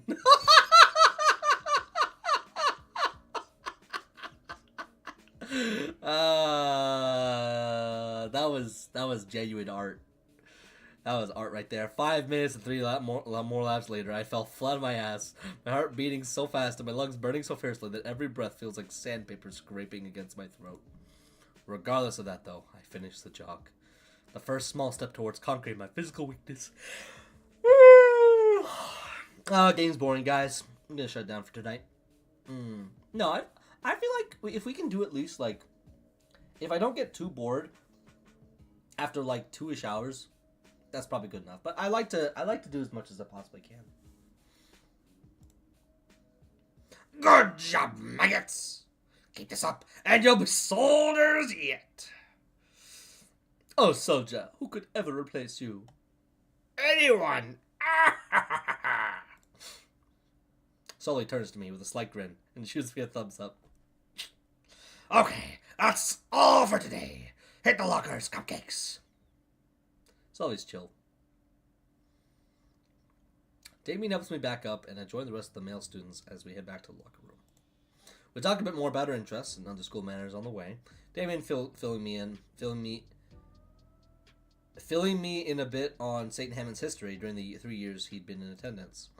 By a bit of luck, our lockers aren't that far apart from each other, but our conversation isn't a real possibility considering all the other ones going on in the relatively cramped locker rooms. There really isn't much more time to chat before the bell rings for our next class to switch. I wave goodbye to Damien and start looking for my next class. Don't forget, lunch with the buds. I nod and reply as I turn around and head down to the hall towards my next class. Making my way down the hall, walking fast, turning fast, na-na, diddle-diddle-diddle, and I made you, diddle-diddle-diddle, and I miss you. I take notice of my surroundings. Though everything about the school seemed pretty normal, there are some key modifications made to better suit the majority of the student body. Mainly, water fountains that settle a good 10 or more feet above me. Overall, nothing crazy special. Yeah, no, Damien's got good drip. This next class I'm sort of looking forward to. AP Art Design. The class looks like it's a studio classroom on the second floor. Ooh, fancy. Part of the school here is built to be both inside and outside, with open ceilings and walls here and there. Since it's also the art wing, the display pictures are coated in hydrophobic layers and framed. Although it's the start of the year and the halls are freshly cleaned, waiting to be filled as the semester passes. Of course, there's no shortage of drains. Whew.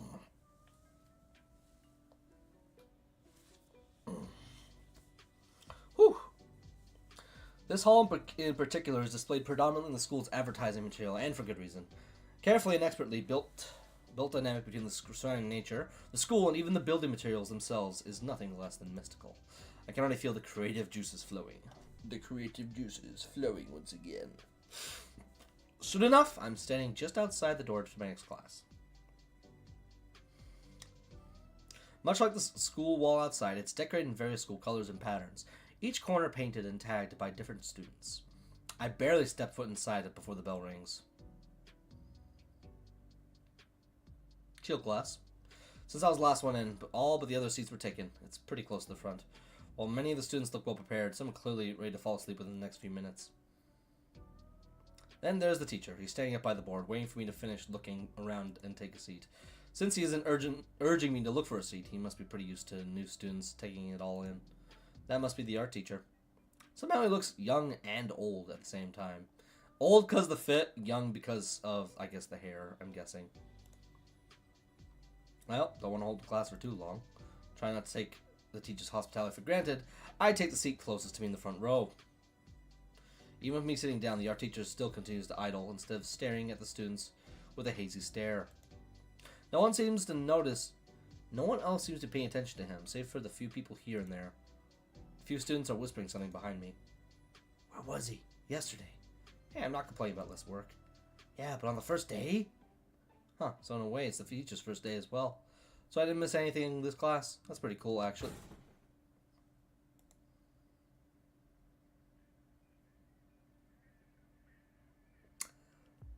He's also eccentric.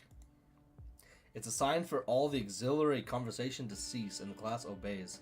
Despite the sudden furniture abuse, the teacher doesn't look agitated. Rather, he's got a massive grin on his face. The phrase "winning smile" comes to mind. This guy's pose went from "I'm chill doo-doo." It's like, oh god, that derpy looking face. Right then, the pale pterodactyl holds what looks like to be a metallic tray on a stick. Good morning, class. Thank you. What the hell? Thank you, Raptor Jesus. Is this just a meme for the game? That damn smile.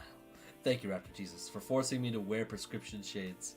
My classmates and I are all wincing in pain and wiping at their eyes. And a welcome to AP Art Design. He holds up the stick haphazardly. This is a flash pan. Saw an antique store yesterday. Thought it'd be a good introduction. It's not important. Worthless, actually. This guy is screwless. The class winces as the stick is chucked into the garbage bin and shattered. Excuse my absence yesterday. I was doing suspicious things to make the plot move forward. I had matters to take care of elsewhere. My name is Mr. Acadian. I'm gonna listen. It's not an L. It's Iadicon. Iadicon. That's how I think I'm gonna pronounce it. Iadicon. With a blink of an eye, the teacher has replaced the sun on a stick.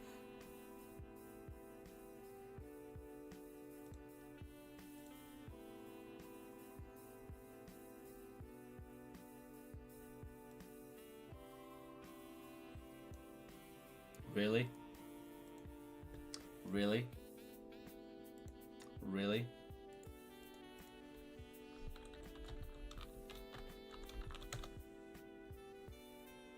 Really? Are we gonna be that brazen? Like, I played TF2 for years, guys. That's a bit...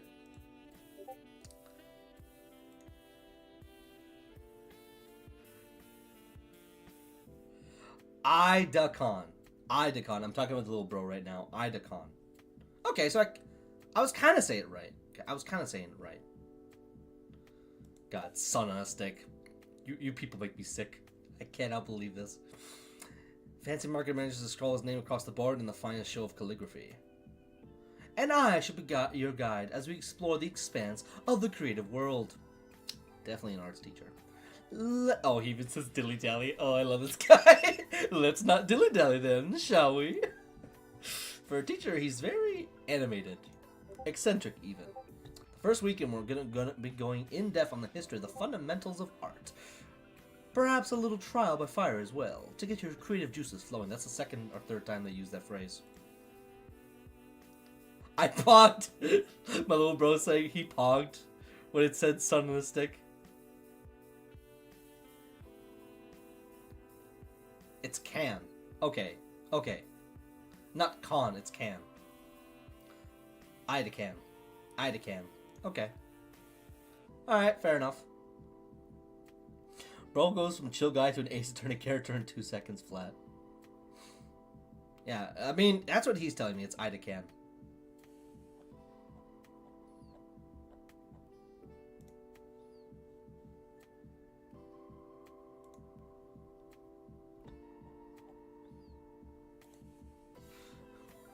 Alright. There's murmurs from my classmates, though I pay them no mind. In fact, the prospect of doing some creative work to create something that I could possibly show off. If only his name is Khan, then at least it'd be simple. Shao Kahn. For a brief moment, I pictured my own name on a placard in the hallway outside the principal's office. For now, though, I'd like for you all to open up your books to page 3. Alright, my book... Wait, what book? Wait. Looking around, I see everyone has a novel-sized hardcover book opened. Oh. Must have gotten them yesterday. Oh, wait. Okay, just dot to dot. Hesitantly, I raised my hand. Mr. Idacan? Sir? I don't have a book yet. You don't have a... How? The substitute passed them all out yesterday. Oh. His eyes flickered for a second as he connects some internal thoughts. Word on the street is that some new kid got concussed so hard he had to leave early.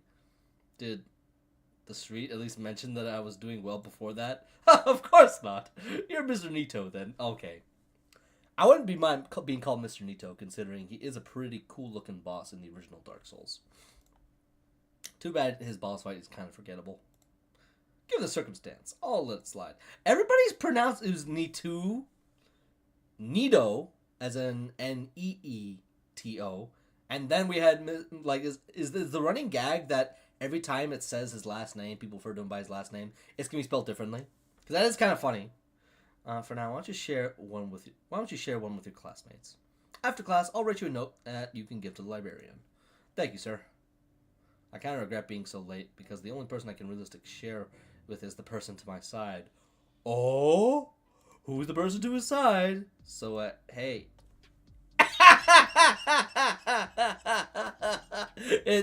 These things write themselves. Wait a minute.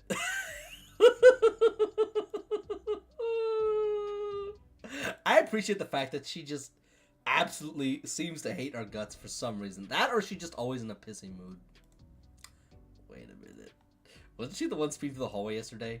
Just like back then. I feel her gaze piercing and cold. We got to the Wani part of Wani game, everybody. Woo! We made it! Let's go! That's what I'm waiting for! Ah! Just like back then, I feel her gaze piercing and cold, as if she's not even seeing me next to her. How convenient. Hit my thoughts exactly. It'll be okay to share the book. It'll only be for today. Yeah, I can see why people like this character. She's very. They definitely did good on her reactions. Instead of a verbal response, she lets out a defeated low groan, like how I spit in her cereal. And then she huddles back over to her page. Well, geez, sorry I asked. It's only the first real day. Maybe I won't need it. She's just like me for always looking like she doesn't want to be there. Yeah, I'm banning you, Mr. Skull. You're never gonna appear in my chat ever again. That was good. That was good. I am an enjoyer of puns, so I must relent and appreciate the amazing pun you just made. This guy feels like something might not all be there, or something might be like he might have some ulterior motive of some kind. Can't quite put my finger on it. Just oh no, sorry about that. That's better. No, stop that. Okay, there we go. Oh no, we don't want the black borders. Ooh, no. Okay.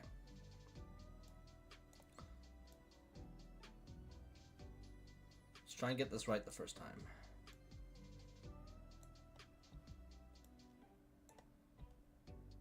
Just a little bit more. Okay, that's perfect. That looks good. Bro, you've been saying about every adult figure in this game so far. I mean, yeah, it is a story that takes place in a high school. Like, you're gonna assume the authority figures. I mean, there's some authority. Okay, maybe it's just the fact that maybe Erased is skewing the way that I'm viewing these things, but whether it's Mrs. Dobbs from the first Percy Jackson book, or the main head teacher, or one of the teachers from Erased, it's a bit of a spoiler there, but like, yeah, in these type of stories, like, the people in authority, sometimes there tends to be something in the background, or the theme is like, you are just one of those.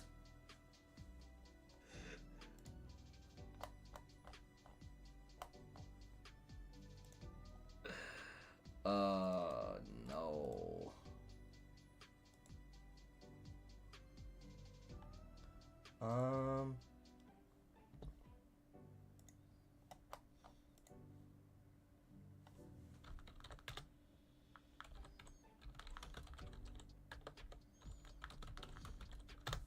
Alright.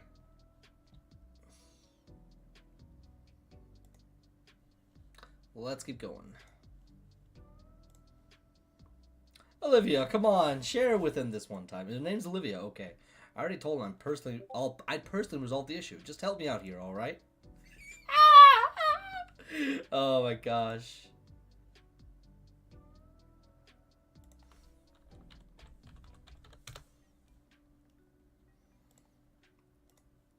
Ordinarily, there'd be a groan there'd be a groan to go with a gesture, but she remains silent.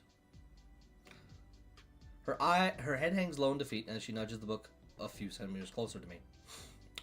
Thanks. Thanks. I slide my own desk closer to her, just enough so that I can read the page. While our teacher orates the page as if reading from Death of a Hunter, I follow along while simultaneously trying to capture anything that stands out in my notebook. A lot more difficult than I expected, as Mr.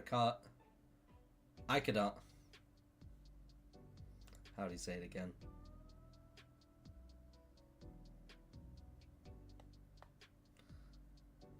Idacan. I felt like I was just copying the page wholesale. My eyes turned from the book to the girl's notes and skirt. There's some very murderous looking claws in her fingertips. For a split second, I see them retract. She swipes her fingertips on a small hand towel and...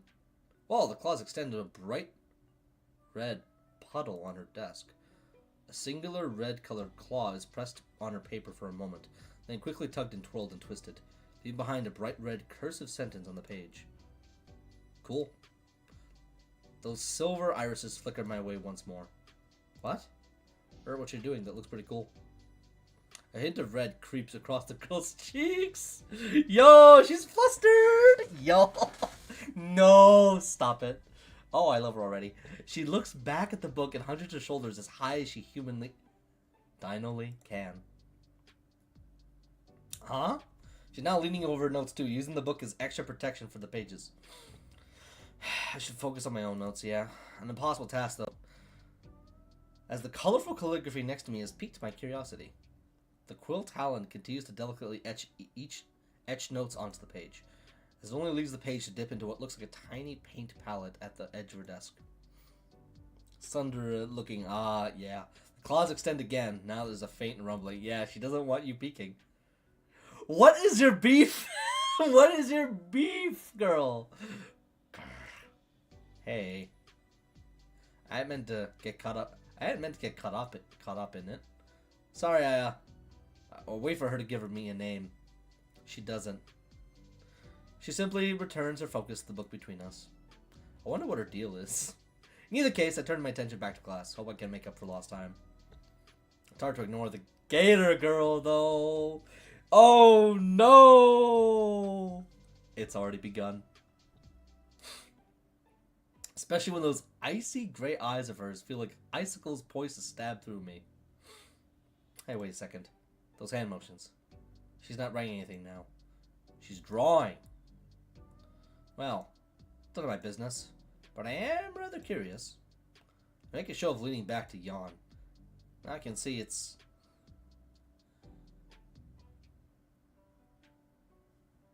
Whoa. That's cool, man.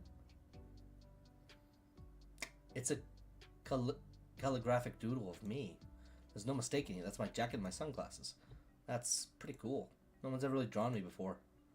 Well, there were those others on the first day of school, but that's different. They were just using their own claw marks or ink. Oh man, I can't wait. I gotta ask for a closer look. Hey. Huh? Your picture's super cool. Can I see it?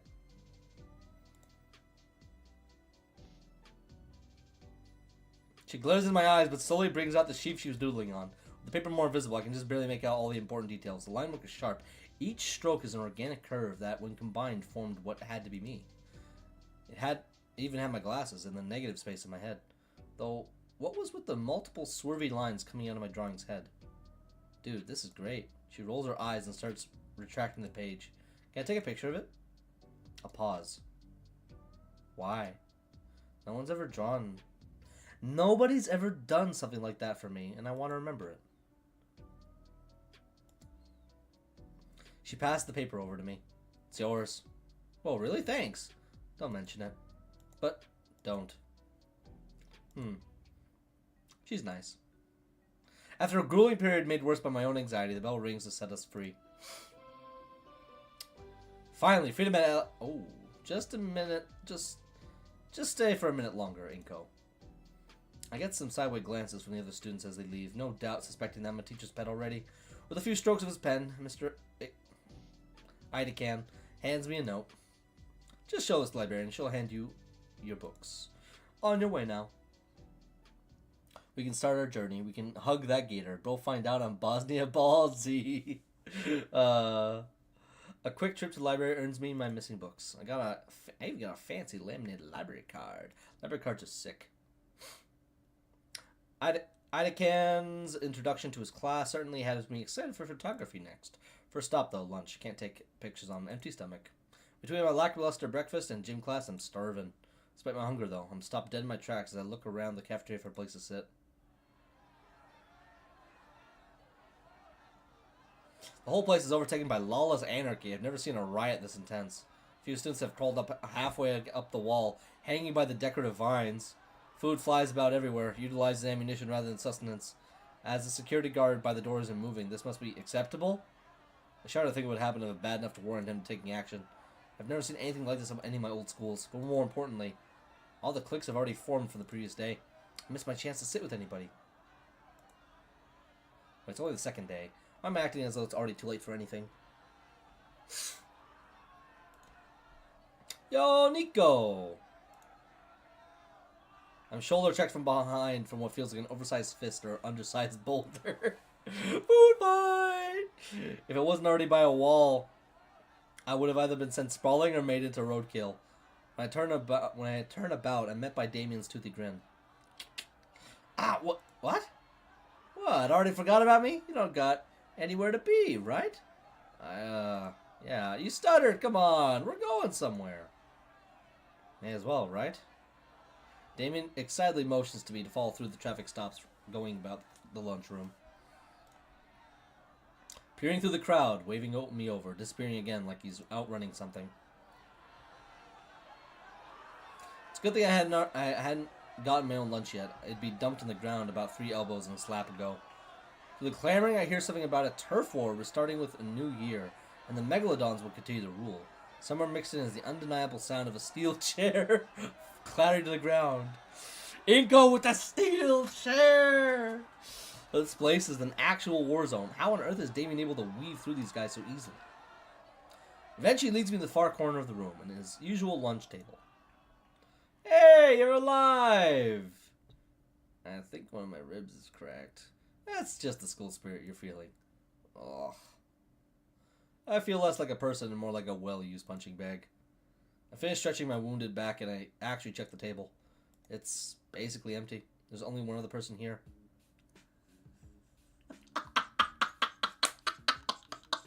She's just gonna follow us around like a bad cold. Oh no. Hey, you. Oh snap, you know Olivia? Olivia, yeah, right. The one and only. Why didn't you tell me you two met already? Dad, I love Damien. He's just a bro for real, for real. Because I only sort of did. We're in the same class. Oh, okay, I get it now. So it sounds awesome. All my lunch buddies are artists. All? Oh yeah, there's usually a third in our group, but he's out screwing around in school business. She'll probably be back tomorrow. School council staff can't take that long. Stuff can't take that long, right? What's she need with student council? Oh, she doesn't need anything with student council. She's just in it. She's the treasurer. The treasurer? Something like that. What do you think, Olivia?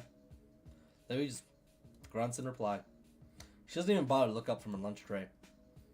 Aren't you an artist too, Damien? Nah, I've got the patience set down for hours like that. Some people are just like that. Oh, hello there! So you're not taking advantage of the art programs here? Don't really need them. Home's just real close by. Only other artist here today is Olivia. His arm is way over Olivia as if he's presenting her at an auction or something. For her part, the Gator girl just grunts again. Oh, what do you do then, Olivia? Finally, she looks up, turning an indifferent look my way. Did she say something? What was that? The ambient war noises are a bit loud. I can't hear a thing. So I can't hear anything you're saying over the... Don't sweat. She's just a real quiet type. I paint! The little hop. Whoa, hey. Holy hell, her voice sounds so raspy. As if she's never... Holy hell, her voice sounds so raspy, as if she's never drunk a drop of water in her life. Guess I hadn't noticed before when she gave those one-syllable responses, but for someone's voice to be strained from a single shout? She furrows her brow and looks back down at her lunch. She's literally just aura farming, don't bother. Oh snap, we've been staying around for a while. He sits back in his own seat, takes a huge bite of the mystery meat steak. Right, food. After the workout and poor breakfast, I'm particularly famished now. But... the line. All eyes look to where lunch line should be, and it's become a full-blown riot. Someone's got a fire extinguisher trying to stop it. Woo! Shade smoking Gator girl. Too many zins. I should have waited for you guys to get yours. Oops. David turns to a steak, rather aggressively. But who am I to question dino etiquette and the act of using one's foot to anchor the food for tearing? Suddenly, the sound of squeaking rubber draws both of our attentions towards Olivia. She's holding onto one of her wheels, having just skidded across the granite floor. Oh, what's up? She tilts her head back toward the courtyard behind us. Looks like there's a few vending machines out there. Guess I'll check them out. I leave the group behind and try to go get lunch. Nice. Nice. Not a fan of soda and chips for a meal, but it's enough for wartime survival. Hey, this thing accepts credit cards. Handy. I'm feeling like... oh, finally! This is like, what, my third choice? My second choice? In like 2 hours? Not trying to be a massive, like, critic. But yeah, I kind of was expecting a lot more. Again, maybe it'll happen much later down the line. This is the introduction, but it kind of would have been nice if there was a little bit more. Even if it's, like, irrelevant to the story or changing things down the line, just give me something. My favorite color is drywall, store brand soda. Trying to be on a diet, baked chips. I'm a huge idiot. I'm gonna get a sports drink. I'm gonna go for the baked chips. Baked chips can be pretty good. Pick out a few other brands I recognize, enough to tide me over for the rest of the school day. I bend to pick up the bags from the dispenser slot, and that green chick shooting a look at me. She noticed me gazing at her and hunches over again hurriedly. What's that all about? Right, making new friends. I buy a few extra sodas for the table. Carrying everything up back in both arms, I place them on an empty spot, sliding a can of soda to Damien. He looks at me like I just tossed him a gold bar. Whoa, dude! I guess I gotta give him the surfer guy accent. So what you're saying, no one wears shoes here. Great. I didn't even notice that. What? The Dillo boy's mouth opens wide as he chomps down the bottom of the can, his fangs piercing through the thin metal and spraying its contents down his gullet. Okay. I toss some over to Livy as well. She eyes it as though it were booby-trapped before taking the bag of chips. Damon sighs happily as he chucks the shredded remains of his can away. Caffeine ambrosia. What were we talking about before? Olivia's art, right. She's really good, Inky. Like you wouldn't believe. Can he at least stick to a nickname? Really? Oh, totally. She's like won awards and stuff. She has? Can I see them? In fact, I could snap some glamour shots for you. No need, dude. I've already got pictures on my phone. No, I mean, hold on. I picked my backpack up from the floor, unzipping it and retrieving my beloved camera from it. I'm actually into photography. Down man reaches from the well-aged DSLR, and on instinct, I swat his hand away. Hey! Sorry, force a habit. What do you think, Olivia? She eyes me up and down with the same for. Okay, she designed the photo, guys. Alright, fair enough. Aren't you the guy that ate dirt in gym yesterday?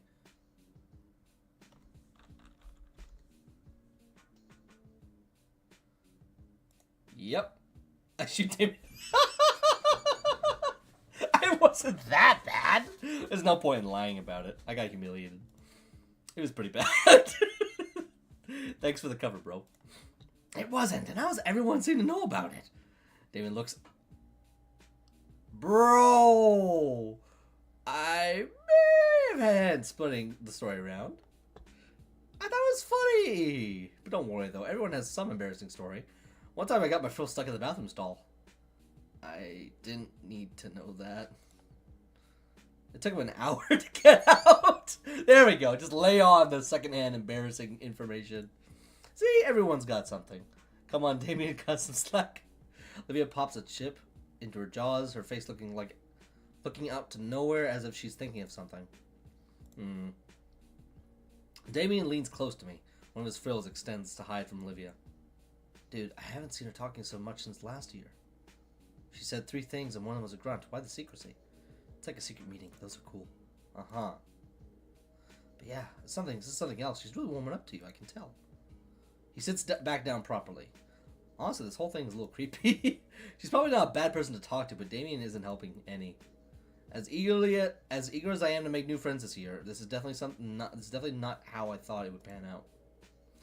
Maybe it's best that I get through lunch quickly and quietly. At least I have a spot to sit during lunch. Not like I'd have any other options. Ah, there you are, Inko. A voice rings out to greet me, which catches our attention. I see a familiar, bespectacled face walk towards us with a lunch tray in his hands. Glad to see you've made it to lunch this time. Oh, hey, Ben. I'm guessing you and Inky have already met. Mm-hmm. Introduced myself after I bumped into him the other day. Speaking of bumps, you should really seen Inky here yesterday. She really is warming up to us. We'll give her a hug and with her in no time. Okay. David lets out a chuckle and slaps me on the back, igniting the gym pains in my body and almost knocking my glasses off. Ben gives a concerned half smile. This must be my eternal torment for the rest of the semester. Yeah, about yesterday. Ben looks down the aisle of chatting students and signals to someone with his head. Staying 10 feet away of us is an imposing-looking dinosaur girl with blonde hair, crimson scales, and sporting a fiery red leather jacket.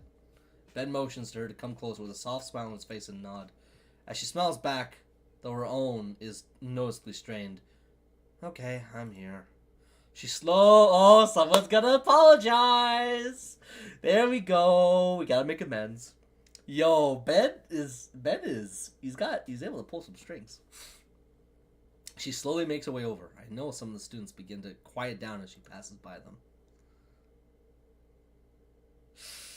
I feel like I've seen this character before. As she gets closer, her intense presence invades me. And even though we're about the same height, I feel like an ant about to get crushed under her boot. Somewhere in me, a synapse connects her face to me tasting bright red rubber yesterday. I really wish it hadn't. Ben, you fool! Inko, Mia here's something to say to you. Mia stays silent, but strides the last couple of steps rigidly to stand right in front of me. She sucks in air through her teeth. Sorry. The corner of her mouth of the girl's lips start to rise. Oh yeah, she's Stop!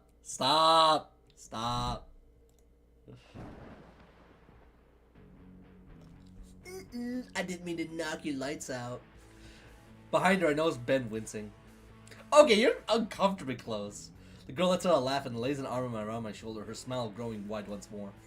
Heat creeps along my face as her... I don't like this. Especially when a puff of hot air... Oh my gosh. This is kind of weird. He is torn away. Oh, I don't feel... That ball was me being nice, Baldy. Screw the class over and over again. I'll fucking end you. Yo. What is this, High School Musical? Oh, man. Okay, I'll play dodgeball the right way, guys. Relax. Nodding understanding me pushed me with a small cheer. God. This is... Oh. Nodding understanding me pushes me away from a small cheer. See, all clear now, Benny boy. Bro is... yeah, that's not quite... Ah, boo, you know how I am. Yes, we're just gonna say it's a character flaw that we're not allowed to fix at all. Just gonna wait for her to get to prison, honey. Her eyes flutter as she looks his way. Yes, I know, but you promised you wouldn't be nicer. I know, and I was.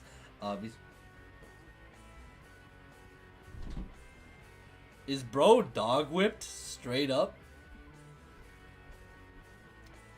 That's what I'm interpreting from this.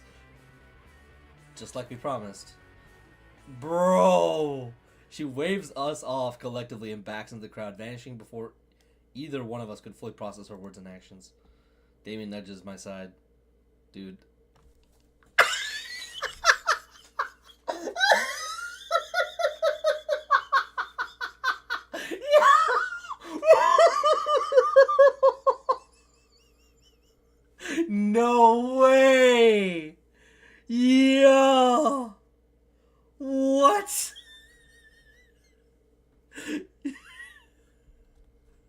This reminded me of like that one Spike Spiegel meme. It's like, I just want a woman who can just freaking kill me, man.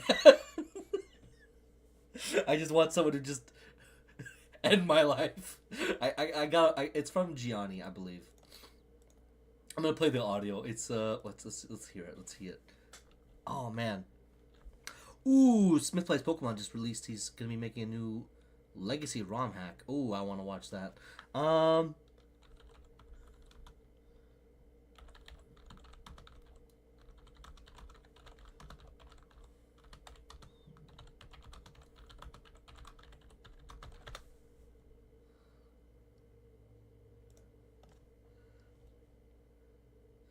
I just don't want an ad to play, so I have it muted. Okay, all right. I just want to play the clip, but like this is the vibe. This is the vibe. I love the kind of woman that will actually just kill me. You know, when I left the house today, I was thinking, damn, I really hope some hot chick paints my brains all over some fucking hallway. Like, again, it's Gianni Montegrano, also known as the voice of Senator Armstrong from Maxor's Metal Gear Rising: Revengeance. He also just makes great memes, if you hadn't heard about him yet. But yeah, that's immediately what popped in my mind when that happened. Dude, I think she likes you. Ben sighs. Sorry about that, Inko. I heard earlier what happened at PE and connected the dots. Mia comes around and is rough around the edges, but she's actually really sweet. Oh my gosh. I'll talk to her more about it later. You and her, huh? Yeah, since just that is okay. I'm glad. Okay, Ben, the classic jock and nerd pairing sounds like you're living the dream. You know it. They're actually together. Oh my gosh. They're actually together. Yeah, I'm sorry your first impression of her isn't ideal. It's fine. It was just dodgeball. Okay, so yeah, it's his girlfriend. So he's like, hey, listen, like, don't be a total douche nozzle, okay? Not like she was looking to do something. Yeah. Damien. Damien looks up from the rest of his meal, having selectively heard his name. Could you not spread rumors about your fellow classmates? No worries, Nico and I are cool. That still doesn't make it right, eh? Good. Gab, okay, Skull. Yep, sure. Yeah, sure, yeah. He gives Ben a lazy salute. Ben merely sighs as he places his tray on the table and makes himself comfortable on the seat next to me. As he's held in, Ben notices my camera and sits on the table. Oh, hey, is this your camera, Inko? Oh, yeah. I was showing Damien and Olivia earlier. May I? I feel my instincts kick in for a moment before remembering that Ben also works with the camera. Sure, have a look. As I watch as Ben gingerly picks up his camera and gives it a thorough inspection. I must say, as far as DSLRs go, yours is of very good quality. It's nothing too special, really. Just something I picked up a while back. Well, you have a good taste in camera models. He hands me back my camera, which I place back into my backpack. Thanks. With something like that, it'd be easy to get some great shots. Well, I do have a small collection in a portfolio drive. A portfolio? Ah, man. I'd only just got mine a month ago. I bet you've got like a dozen pieces to choose from the New Year's art contest. The what? He missed that announcement. What announcement? The school has an annual art contest that at the start of every new year. The winner gets a small cash prize, but the bigger prize is the fact that the winner's piece is submitted for publication in a couple of big-time magazines. She just rode off into the sunset. Oh, wow. Sounds awesome. Of course, that also means a lot of students plan ahead and work all summer for something to submit. I just learned something about lizard biology. I don't think I can share it on YouTube. Yeah, maybe just send it to me on Discord, unless it's something a little bit inappropriate, in which case, maybe not. Did you do anything for it, Ben? You know it. Well, good luck. Liz said she turned the perfect piece yesterday. Okay, now I'm interested. Finally a chance to show my real skills is something I'm good at. Hey, Olivia could come help you out with her shots and her art. You two could totally win. Right, Olivia? She peaced out. Olivia? We all turn our heads to Olivia, only realize she's disappeared. When did she leave? Confused, I scan around the cafeteria, and my eyes manage to spot her through the crowd of students. She's rolling away towards cafeteria doors, and quickly. And just like that, I lose sight of her as far as I had seen her. It's probably because the bell's about to go, and if you're a person in a wheelchair, getting caught in the hallways can really suck. I feel like I know what you mean. Send it to me if you can't with Dave. I turned to look at Damien and Ben. Damien not only looks puzzled, but also disappointed for some reason. Oh, like she was finally socializing and doing better, but now it feels like she might be not doing as good. Ben, meanwhile, well, he almost looks annoyed that Olivia left. Guess she hasn't changed. So it seems. The venomous sting to his words makes me feel like there's more going on that I'm aware of. Maybe were they together before, maybe? I try not to pry in to listen to it, instead bring the conversation back. Well, I still want to try. You can upload your submission to the school's website. Oh, they'll need an account. You don't have one? Don't think so. I've been told they'll get me that stuff by the end of the week. Sounds about right. Truthfully, it takes maybe 5 minutes at most to deal with that. Then why wait? Nobody wants to deal with it. Guess I'll wait then. Ben scratches the side of his head. Ugh. I think there's someone in Struco that can help you out, actually. It's the treasurer's duty today. Duty day today. Okay. So that's where Liz ended up. I don't know any names, so maybe. I guess I'll get to meet Liz sooner than later. I think it'll take care of that. I think I'll take care of that before lunch is over then. Damn, Ben. Stop the riz at the Gator ladies. Damn you. See you in class, Ben. Sure thing. Later, Damien. Deuces, man. Tell Liz I said hi. I grab some leftover snacks on the table in my backpack and head out of the cafeteria. Finally, I can show off my skills. Show that I'm just as capable of an artist as anyone else here.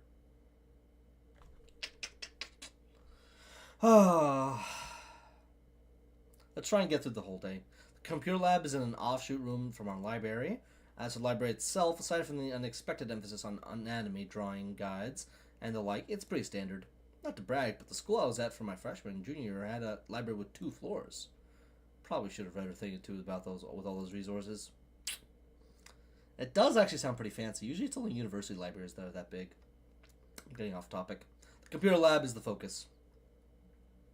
The calm tranquility of the library is overtaken by the organized sterility of the lab. 40 standardized set of computers and monitors line the wall, forming a panopticon around the desk reserved for the teacher in the middle. I remember them being organized differently in elementary school, but for a few years now I've just been seeing this information. Sounds like someone got caught one too many times working on more risque art pieces. Oh gosh. The monitors are all turned on, but only one's logged in. Weird that nobody's there. David Bed said Liz would be here, though. Maybe she's in the bathroom? I'm not one to pry and snoop around, but I'm really pressed for time here. On screen, I see some PDFs and documents. They look finance-related and filled with abbreviations and jargon I don't understand. Maybe I can figure out how to create my account on my own?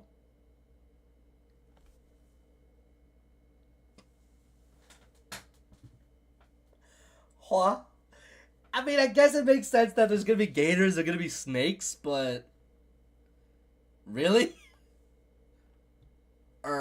What the flip? What are you doing? Haunted high school! Oh, I didn't mean to scare you. Oh. Well, make sure the audio is actually somewhat higher.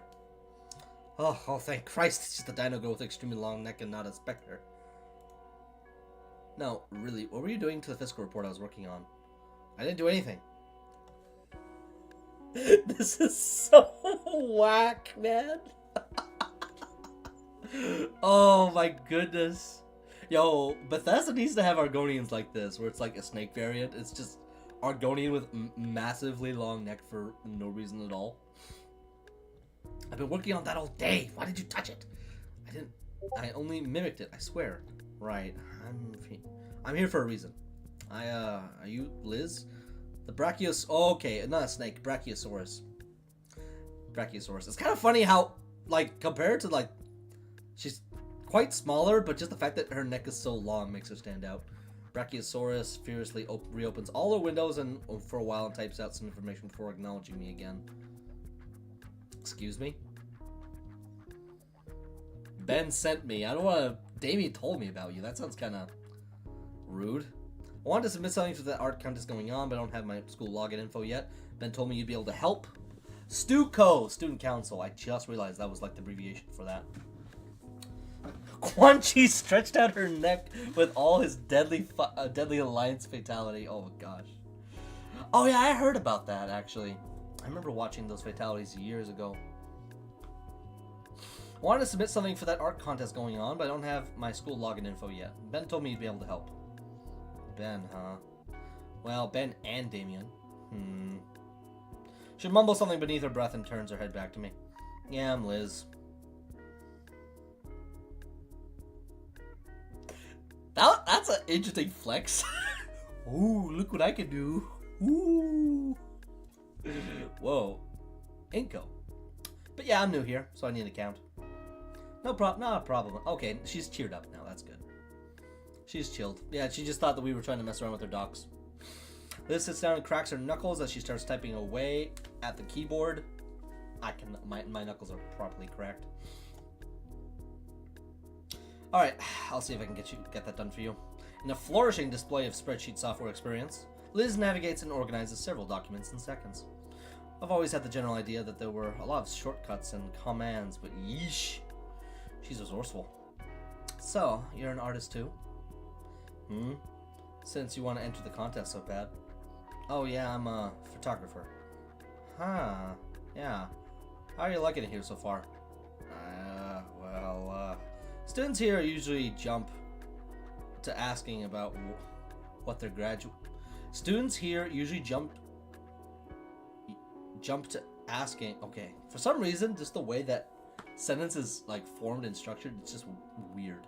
Students here usually jump to asking about what they're graduating here for, so they can more easily form connections and collaborate. So excuse me if I might be going too fast.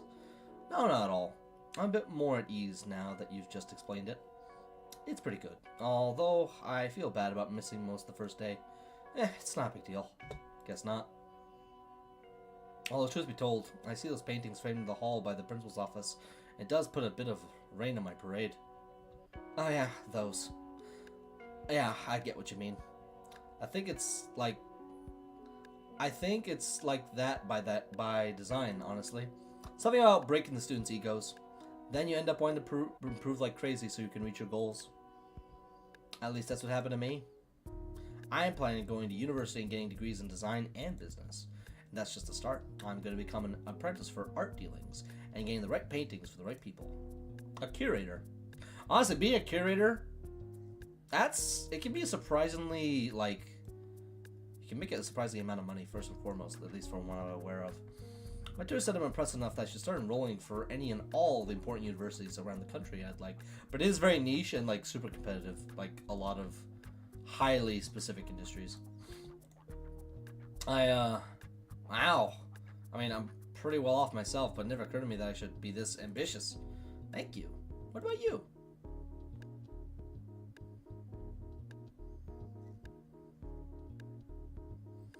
I don't know, but it's gonna be big. Yeah, bro doesn't seem like he has a set goal, so it seems like the answer makes the most sense.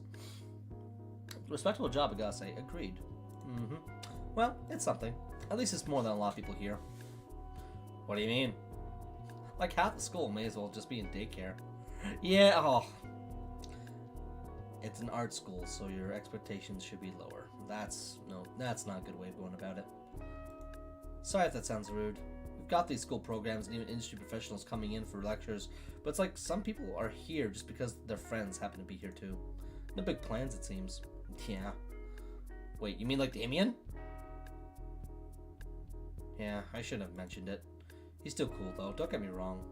I hope me talking about him to you doesn't come across as douchey. He's definitely the friendly type. He even partnered with me in gym class and dragged me along to sit with him at lunch. Is that so? She ain't wrong. She's certainly not wrong. Yeah, he was really excited about it too. Then he introduced me. Then he introduced you to Olivia as well and tried to break the ice so she can come out of her shell. Yeah, how'd you know? Oh boy, I'm sorry about that, Inko. What, Damien messing with me? No, Damien's great. He's just maybe a bit too eager. If he considers you a friend to him, he'll want you to be our friend too. Specifically, he'll want you to be Olivia's friend. What's wrong with that? Nothing. Nothing at all. But you've seen Olivia, so you can probably tell she's a bit unresponsive. Doesn't really like to talk to anyone, not even Damien. So you can definitely try to be her friend, but just know that she'll most likely ignore you. You don't like Olivia? What? No. I do. She's fine, I guess. I sit with her during lunch and all. I'm sure you'll get along with us just fine. And hey, I'd love to see Olivia make a friend. Just don't get too invested trying to get her to warm up to you. Damien will always be down to hang, though. I certainly don't mind. It's just that him and Olivia are nigh inseparable. So, if he turns you down, if he turns you off, then it's not your fault either. There's history to that warning. Inseparable, so they're like boyfriend and girlfriend? No. They just live in the same house. They're like step siblings? For real. A lot of high schoolers have that mentality. Is it a foster home? Are they step siblings? Are they siblings? Damon's also just he seems to be very patient with her, which is nice. Damon's also just incredibly patient and outgoing. Yeah, I envy him. But yeah, you would like nothing more than everyone to get along like best buddies. Unless you're like Damien and you can be pleasant to a brick wall forever, your time is probably best spent elsewhere. So, how serious are you about your ambitions? Pretty serious, I think. Yeah, bro says that with no plans. Like I commanded him to do so. Liz nods. So I'm gonna keep in mind then. It's a struggle, but like Damien says, you gotta keep trying, right? Liz gives me a half-hearted smile, but she still seems sad about something. Anyway, sorry for all the talking your ear off about private matters. You still want to get that submission turned in? She stops for a second on one tab to scan for something. And got it. She motions her head back to the room at the printer as it hums to life. I get up and get the paper. Both my username and password are here, are strings of paper and numbers. I take a snapshot of the username and password so I don't have to remember it. Thanks. Anyways, you should hurry. Lunch is ending. That is a long lunch period. Right, according to the time display on the monitor, I've only got 10 minutes left. I follow the instructions on the printout, finally getting on the student hub of the site, and thankfully the art contest is displayed prominently across it. Clicking through a couple of the links, I finally find the submission instructions.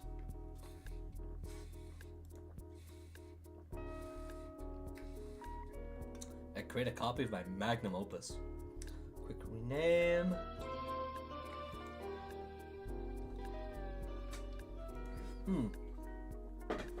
Bro carries his hard drive with him. Interesting.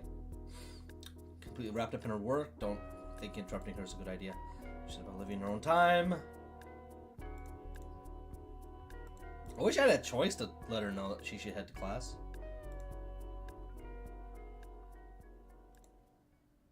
Hope I just didn't jinx it for myself. It went better than the day before. My nerves have been acting up when I first stepped back in the classroom. Made it even worse than when I hit with another flashbang. After my 20 of the classmates had finished laughing, Mr. Idekan made a show of waving a freshly taken photo from a fancy folded up camera from the 70s. I dubbed this portrait Le du temps sans spoil. I can't say French for beans. After he thumbtacked the shot on the cork board filled with poor snapshots of everyone else, Mr. Idekan reassured me and sat me right next to Ben. He managed to sum up his syllabus in under a minute instead of taking the majority of the time to go over our first lesson assignment on exposure and lighting. With each new lighting fixture he brought out and explained, I felt my mind swirl faster with new possibilities and old shots. If only I had that then, or if I could have used that there. Now that you've had a small taste of it, we'll start on your first photography assignment. Proper lighting. I'm salivating at the thought. Mr. Idekan had just finished his first lesson where he'd handed out all sorts of equipment to look over. It's the first time I've handled some of these things, like the enormous box light that was still taking up the entirety of my desk. Remember though, that these are just tools meant to enhance the photo. You can highlight a turd all you want. It's still a turd. The crude language guarantees a chortle from at least a few half-listening students. The teacher looks over to the clock and hums. Well, I assume we managed to picture this lecture a tad bit early. Why don't you take these last 10 minutes to compare notes, maybe even consider doing the assignment as a collab piece with a classmate. The room is quick to fill with the sound of chatter. I wonder if... Hey! I turn to Ben and see his eager grin. Do you want to do a joint piece? Since you don't have any good spots in the school and all. I pull out the assignment sheet from beneath the lightweight light on my desk and give it a quick scan again. Present a set of photos demonstrating your understanding of proper lighting. You're allowed to borrow one lighting tool and must take the shot on school premises. And I swear, I've been handing out this assignment for years now. If one more student just takes a picture of the hallway outside the classroom, I'm going to personally throw them over the railing. Be original, please. Oh, these instructions are good. I've got a perfect place for it. If we work together, we can even use 2 items. This offer's too tempting. Sure. I hold up my hand and Ben takes it and shakes it, sealing the pact. My face is feeling weird from all the smiling today. But in truth, I've been enjoying Mr. Idacan's class so much that I couldn't stop. Feels like I've the entire world to gain from Mr. Idacan's lesson. Why is it just zooming in? And the entire world to explore, seeing as ever since the move, I hadn't had time to actually explore Volcadera Bluffs. Sure, on occasion I'd go on my own to parks and stuff, but who doesn't? Besides, it'd be pretty lame photographer if I didn't go out and find stuff to photograph. You know what? I've been meaning to do a little looking around here. So to everyone else, this assignment makes them have to explore the school, but I get to. Pretty sweet deal if I do say it so myself. The hall outside the classroom is only one major photo op. Between that and the murals outside, I'm starting to find something cool. I just realized he's got this internal monologue going, but Ben is like, bro, let's move. you're daydreaming, bud. We gotta get going. We're burning candlelight here. He's actually looking annoyed with us. He looks like he's based on somebody, actually, now that I can't put my foot on it. That means it's likely someone else's first thought. You think outside the box, thinking of some way to use the school's architecture to my advantage in a way that ain't go. My thoughts are disrupted by a worried-looking Ben. Maybe you should see a doctor, man. Head injuries are no laughing matter. Fine. What were you saying? I was asking how you were doing. You know the school and classes now. Oh, right. Doing good. Really good, actually. I'm in a class that I'm 100% enjoying and starting to make some genuine friendships. Compared to the disaster of yesterday, today has been astoundingly positive. There we go. That's good to hear. Yeah, I've even got some friends now. Great, and what about your art submission? Was Liz able to help? There's something nibbling in the corner of my thoughts at the mention of the long-necked girl. Yeah, she gave me the login stuff and everything. Uploading submission was a piece of cake after all. Awesome. Although that does make you competition now. Both Liz and I have pieces in the running too. She told me she admitted something, yeah. I'm a bit concerned since I didn't have much time to prepare anything, but hey, everyone's got a chance. You never know. Yeah, she's pretty cool about it too. The whole friend group is pretty welcoming. I think I'm pretty lucky. Lucky? Ben seems perplexed by my statement. He said something at lunch when Olivia vanished. I'm noticing for a silent paraplegic, she sure has a lot of people upset. You got some hidden drama with her too? No, not really. Good on you, Baldy. Wait, 2? Who? Idacan calls out to us, striding over to inspect. I take you gentlemen are conversing about your assignment together? Of course, Mr. Idacan. We were just discussing where we take our picture, right, Ben? Well, that's good then. Good thing you guys were talking about something on topic like gossip. That'd be pretty embarrassing to use your time right off the bat, I think. Especially considering you're currently on the subject of a fairly humorous gossip. Aren't you, Mr. Nito? I'm awash with a wave of shame. Bro heard us. He 100% heard us talking about Olivia. I looked at Ben and I can see he feels it as well. If the air around someone needs clearing, clear it yourself.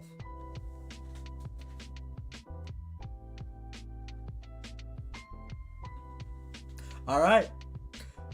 Shots fired. Shots fired. Okay. All right. This honestly, I kind of saw it with Coach Sully, but yeah. This game is it's like an ogre. It has layers, many layers. Idacan has a point. Maybe once a friendship is established, I can learn more about her. Almost like how Games like these are played. Alright, off you go. And remember to get your assignment done by the end of the week. The room empties out slowly. Most of my peers still chatting and discussing their plans for the assignment. Bro just levitates past me. Let him cook with his wisdom, bro. Shots fired. Yeah. Stuco present is already packed up and next in the room. Guess we'll talk about later then. Pack up my own notebook. I wave goodbye to my new favorite teacher and head off to the next class. Coach Sully is cool though. But yeah, Idacan, he's legit. He's legit. History. I think it's yes. This game is like a lizard. It has scales. Nice. Pictures of historical figures, small relics from various regions, and cartography of the Earth during its stages of continental drift. Though I noticed there's a distinct lack of a teacher in the class. Must be finishing up their lunch, I assume. Well, better get a good seat now before they're all taken. Eeny, meeny, miny. This one. I settle myself to my chosen desk and I pull up my history book and notebook, along with a pencil. As the classroom fills in with more and more students, it comes a blur of violent scales. Minutes pass, I'm still wondering where the teacher is. Invisible? Invisible? And you can't even say my name. Yeah, I'm gonna guess they're like some type of chameleon, maybe? Or they're super small. A figure walks in the classroom. No! Oh, no! He's the history teacher too? Or were they sick? No way! Oh my god, bro. You're kidding me. Oh, sweet heaven, no. He stands there, stares down at everyone menacingly. He's the history teacher too? Okay. No!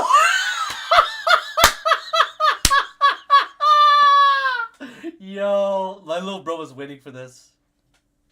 He was waiting for this. He was waiting for me to react to this. Oh yeah, male lizards. Male lizards, McAllis. No worries. I mean, yeah, that's just a biological fact. Oh,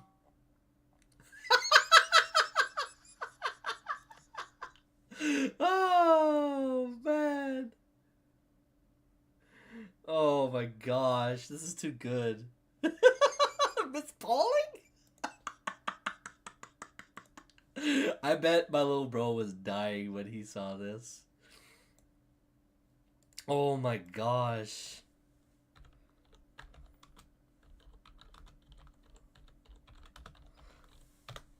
I didn't even notice her name yet. Thanks for adjusting the emergency. Okay, well, what was it? Prodigy.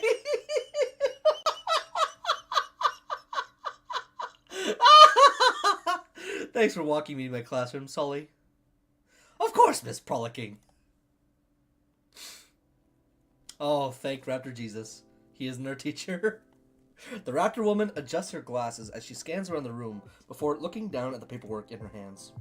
Looks like we have some late arrivals, but let's get down to business. I know that I introduced myself yesterday, but for any of those who weren't here, her momentary glance makes me believe Sully had told her about my absence. My name is Miss Prollicking, and this is history class. In this course, we'll be learning about the history of our primeval ancestors and their advancements through history. You can even say that it'll be like going back in time. Doesn't that sound exciting? Despite her admittedly forced enthusiasm, everyone in class responds with uninterested murmuring. Prollicking isn't even trying. Not sure why, though. This all sounds exciting. She walks over to her desk and places down her pile of folders before flipping open her own special version of the history book. With the click of a button, she also turns on the projector to reveal a prepared slideshow for today's lecture.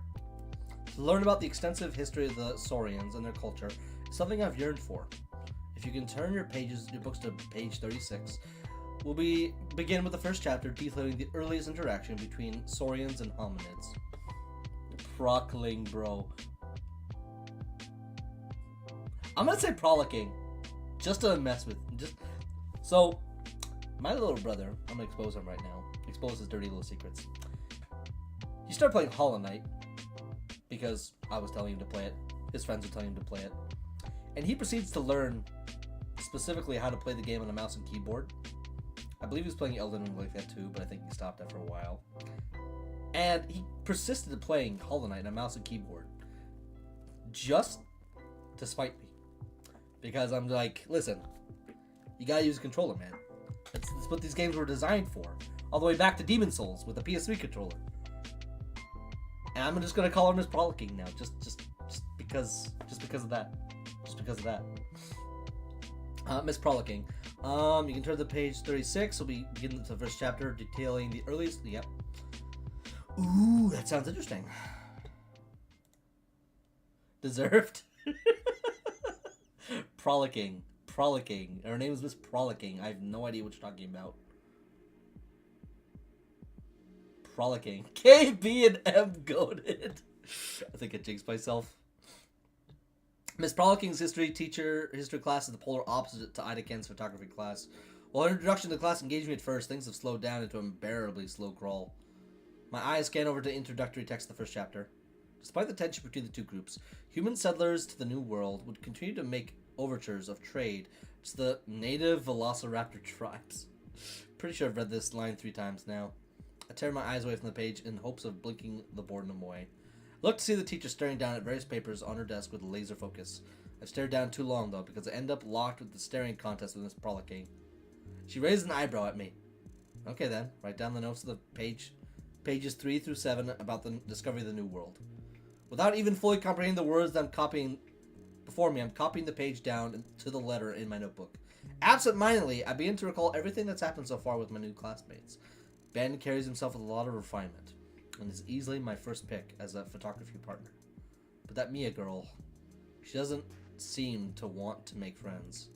Of course, I figured that out from the cold look she gave me yesterday, not to mention that rude hand gesture. Damien's very friendly, even though he can be a bit too enthusiastic sometimes. Excuse me. And though my encounter with Liz was brief, I can tell she's dependable. My progress in making friends has been pretty good, all things considered. But then there's Olivia. So far she's an enigma. Coupled with the apparent history she has with the others, it makes me all the more curious about her. Liz said it would be a good idea to get invested, but in the end it's effectively gossip and hearsay. This had come as something of a shock to me, but what do we have here, Mrs. Halford? The sudden voice of Miss Frolicking snaps me out of my thoughts. I lean my head to see the teacher looking down at... Wait a minute, Olivia's here too. Oh my gosh, they're just in at least half their classes so far, if it's like 4 classes in one semester. So wait, was it Olivia? Olivia was the one who made that original painting? Also, I forget, I think my little brother told me originally what happened to her. I forget if, I mean, the game will tell me, so don't spoil it, but my guess is either she was born a paraplegic or she had an accident that just kind of messed with her mojo. Yeah, Olivia was the artist from earlier. As luck would have it, I share not only 1, but 2 classes with Olivia. I must have been so jaded from trying to read this textbook that I didn't even notice the girl in the wheelchair. She sits in the front row, diagonally in front of me. I don't think she's noticed the strange twist of fate herself. Only the second day of the school year and already doodling in class again. She proceeds to pick up the piece of paper from Olivia's desk. Looks like she's been drawing on it, though I can't tell what they are from where I'm sitting. Listen, Olivia, I know history isn't the most exciting subject to learn, but could you at least pretend that you're taking notes? History's goated. The only response I hear from Olivia is a very heavy sigh before leaning her head back down. While the teacher returns to skulking around the room, Olivia hunches over a notebook. Well, I don't think those are the notes she's taking. No, it's because I accidentally said a different word entirely. Nah, no one's do something like that with a totalitarian teacher patrolling the room. It's an attempt to give us all the focus, but I'm fighting a losing battle to keep my eyelids from shutting. My jaw is clenched tight to suppress the loud yawn building inside. Even as Miss Frolicking skulks right past me. Just before my drowsiness can overtake me, I notice minute movement in the corner of my eye. One of my classmates glances up at the teacher, whose eyes are roving over the opposite side of the room, and down to scribble something down. The paper is then folded into a neat little note, and I watch as the next person carefully unfolds the sheet and also scribbles on it, before folding and passing it along again. Curiously and thoroughly piqued, I wait anxiously in my seat for the paper to get to me. It's a dangerous game, passing the note along so Miss Proliking doesn't see. If I'm participating, does that make me a slacker? The student to my side makes his move to toss me the note over. But Miss Proliking starts turning around right then. He flinches and drops the hot potato in my desk in a flash. I nearly slam my own paper over the page to cover it from sight. Miss Proliking continues to lecture about how raptors and humans eventually started to get along because they traded... Oh my gosh! Tobacco? Tobacco? Really? They traded narcotic leaves or something like that. And as you can see on the board here, now, if I lift my paper, luckily there's plenty of space left. As for what everyone else has drawn, a not so solid attempt at a race car, rough sketch of someone's eyes, a bunch of doodles, names of various styles of fonts that I can only describe as graffiti, and, of course, probably a dick. Yep, yeah. Miss Proliking with the stink lines coming off of her. He better not get caught with... What should I draw? I don't exactly doodle every day. Drawing stuff for others is a nice gesture. I'll try and break the ice a bit. I don't really know anything about her.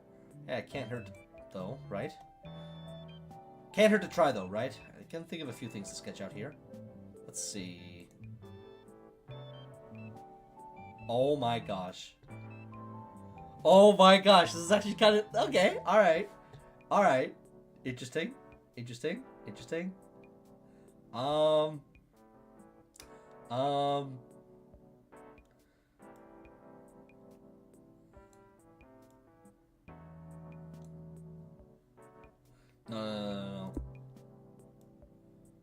No, I can't do it. Okay.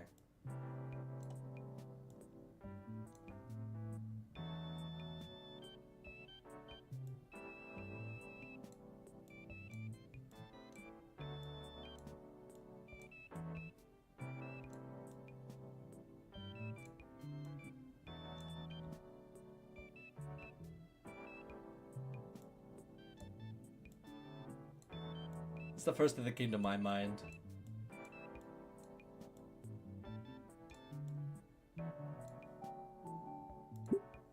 You are a cool gator. And done. We didn't have a lot of room to really work with, but I surreptitiously admired my work, and I find that I have a long way to go, but I mean, drawing with a mouse is super precise. It's... Oh, and I'm also... If I was doing it with my left hand, I might have been a little bit better, but because I'm a lefty, and I never really used a left-handed mouse before. I don't really feel like that's a thing. Long way to go. I'm being mocked. He's actually using those. Oh my gosh! He feels like being mocked by the other's doodles. All right, Olivia's sure to see her like this. So Sproulking's turn around. All right, if I slip the paper past Olivia's shoulder, I won't have to get up and risk getting caught. And here we go. It's a bit tricky and I hesitate, but the paper meets its destination. She doesn't look back, she just takes the paper eagerly. It's completely different than how she was acting earlier. Her tail's even swaying from side to side. It's wagging. Huh. Now she's gonna see my sketch and possibly think I'm cool. This is awful. This is terrible. She's not turning around. Well, it's not much, so... It could also just... I'll be taking that. She glances at the paper, and then a small crack of smile appears on her face before going back in its stoic voyage. So this is how you view me, Miss Alfred? Proliking holds the paper up for all of us to see. Everyone in class does their best to avoid her persecuting gaze. I just know that most of you are part of this as well. Look, I'm not asking for much. Please do your assignments when you're in class. It's the least you can do. Yeah, kind of a dick move. Damn, I was drawing some stuff earlier. Did not go so well. I'm good at drawing a Sonic characters. Nice! They don't require perfect proportions and symmetry to look good. Fair enough. We were just passing a note one at a time. She wasn't even paying attention. Yeah, how come all of us are in trouble? I know as Proliking looked down at Olivia for a moment before letting out a sigh of defeat. Look, since it's only the second day, I'll let this one slide, but I'm warning you now, I won't be so lenient the next time it happens. Otherwise, you'll end up like the last student who decided to be disruptive during class. Pfft, what happened to him? Get an attention slip or something? I killed him.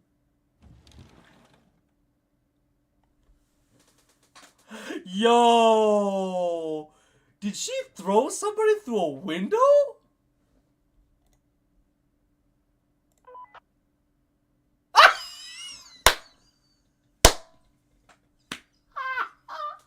She calls him Sully. Yeah, no, that's. You may as well be giving somebody a death threat if you're gonna ask Sully to come up. Yeah, Sully, another hippie. Seat H4. He's gonna. No way. No way. Did they do this like battleship?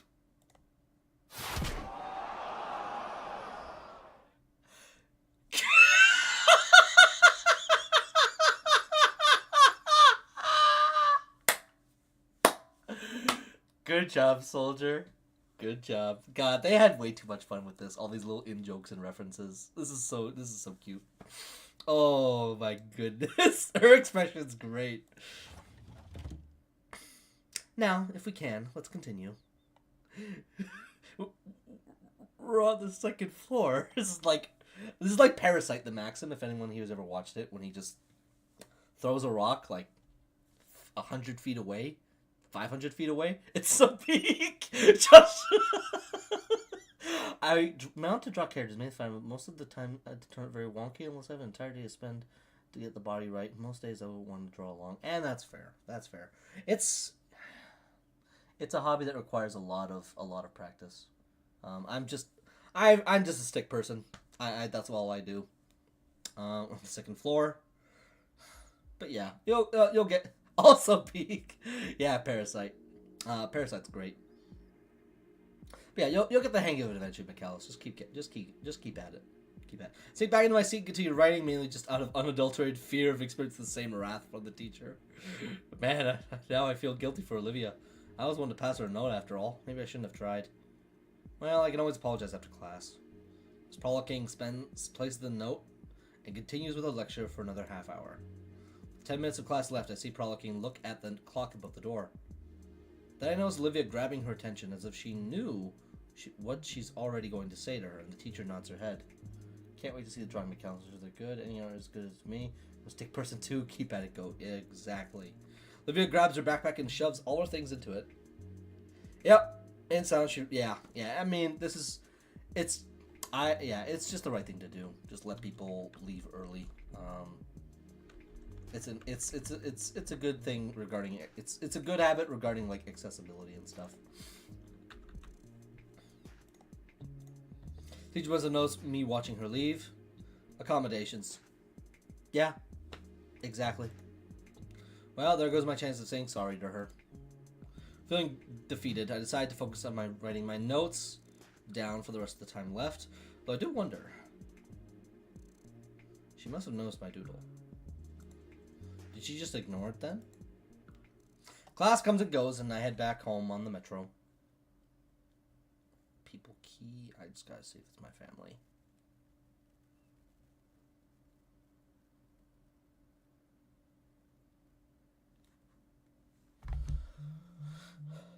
Oh my gosh, the moment I put my phone down, I get a work call.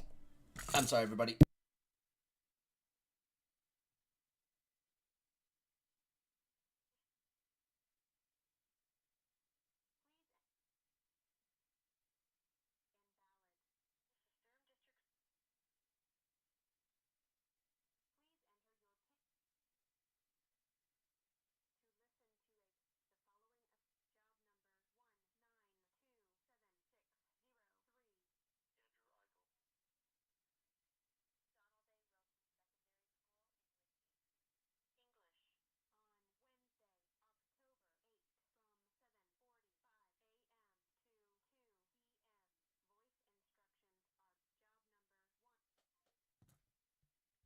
Yo. Sorry about that. Class comes and goes. I head back home on the metro. I'm feeling like my nose is getting stiffer and stiffer. I don't know. It is because they had to move cartilage from one part to kind of make it stable after they were done. Hey, thanks for the vote of confidence. Maybe I can find... I've posted a few Sonic Drawings I did to Discord. Fair enough. No, this time I pass on the mini breakfast burritos. After how bad they messed up on me during PE, I don't want my stomach to endure that torture again. So I got a few hash browns with fast food joint down the metro. I idly scroll through my feed as I usually do while the metro jostles about my destination. It's been a few days now, as the strange scent of extremely cheap detergent and alcohol must have become an afterthought. Some of the vines are actually plastic and the flowers are little air fresheners. That's not actually something I noticed, more so witnessed when a passenger tried eating one. Most of the vines are real though, for some reason they go untouched anyways. Maybe they're just not tasty. Vegetarians don't eat the grass in their lawns after all, right? Huh. Oh no. Hi sir. Anyways, lights have gone out and someone just dropped a wrecking ball next to me. Must be Mr. Ferris. Good morning, Inco.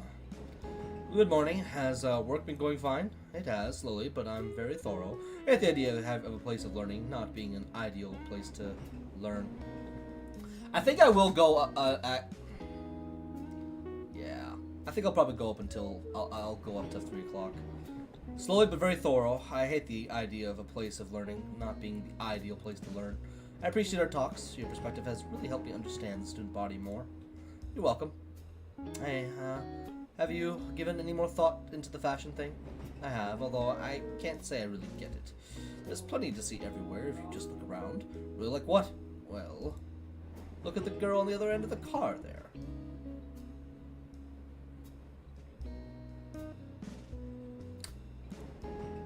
It's rather revealing. I don't think that's someone for me. I love my wife. Because someone's dressed a certain way, he's just assuming that she's trying to come on to him. I just mean as an example. Well, there's an event coming up. I would like to see about trying something new. What would you recommend? That's a good question. What would be good to use here? In my inner eye, I conceptualize the coolest possible Ferris. The fresh machine going full throttle. First, sunglasses. His eyes may be a bit too far apart for that. However, beanie. Moving on. Big guns. Fresh jacket.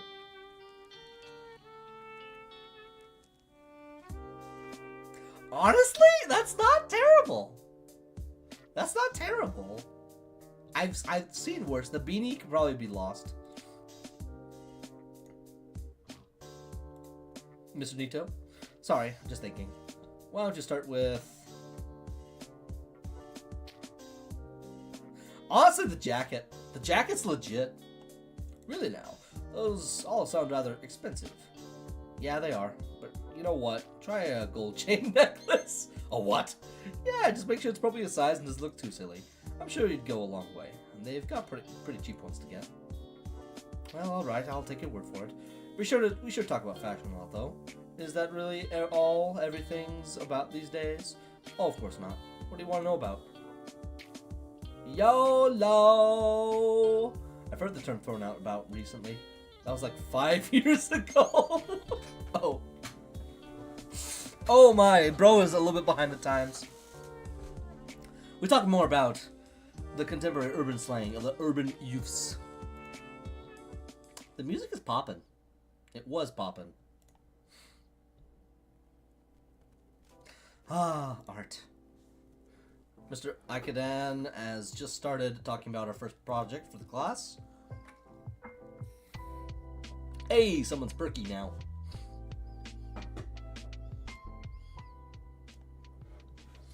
So as he said the word, Olivia's hand had shot up. Her gray eyes sparkled in excitement, and the smile threatened to crush the perpetual frown etched on her snout. The girl vibrates in her seat as she waves her arm in the air, trying to get to the teacher's attention. Ikadan's own smile has strained as he and Olivia engage in a staring contest with one another. I can only marvel as the two argue with each other without a single word. As the boomer's urban dictionary, that's a good one. Eventually, Ikadan won by turning off the lights and turning on the cheap projector hanging from the ceiling. She looks unimpressed. And playing a safety video about paint that felt far too graphic for a school setting. You could get a letter home. I don't think I'll be able to eat barbecue for a while. Though thoroughly defeated, Olivia crosses her arms and pouts in her seat. And that is why we won't be using any more exotic materials for any projects, Miss Halford. Huh. Maybe I should have skipped breakfast entirely. I still don't see the problem. Was she using her blood to draw? Is that it?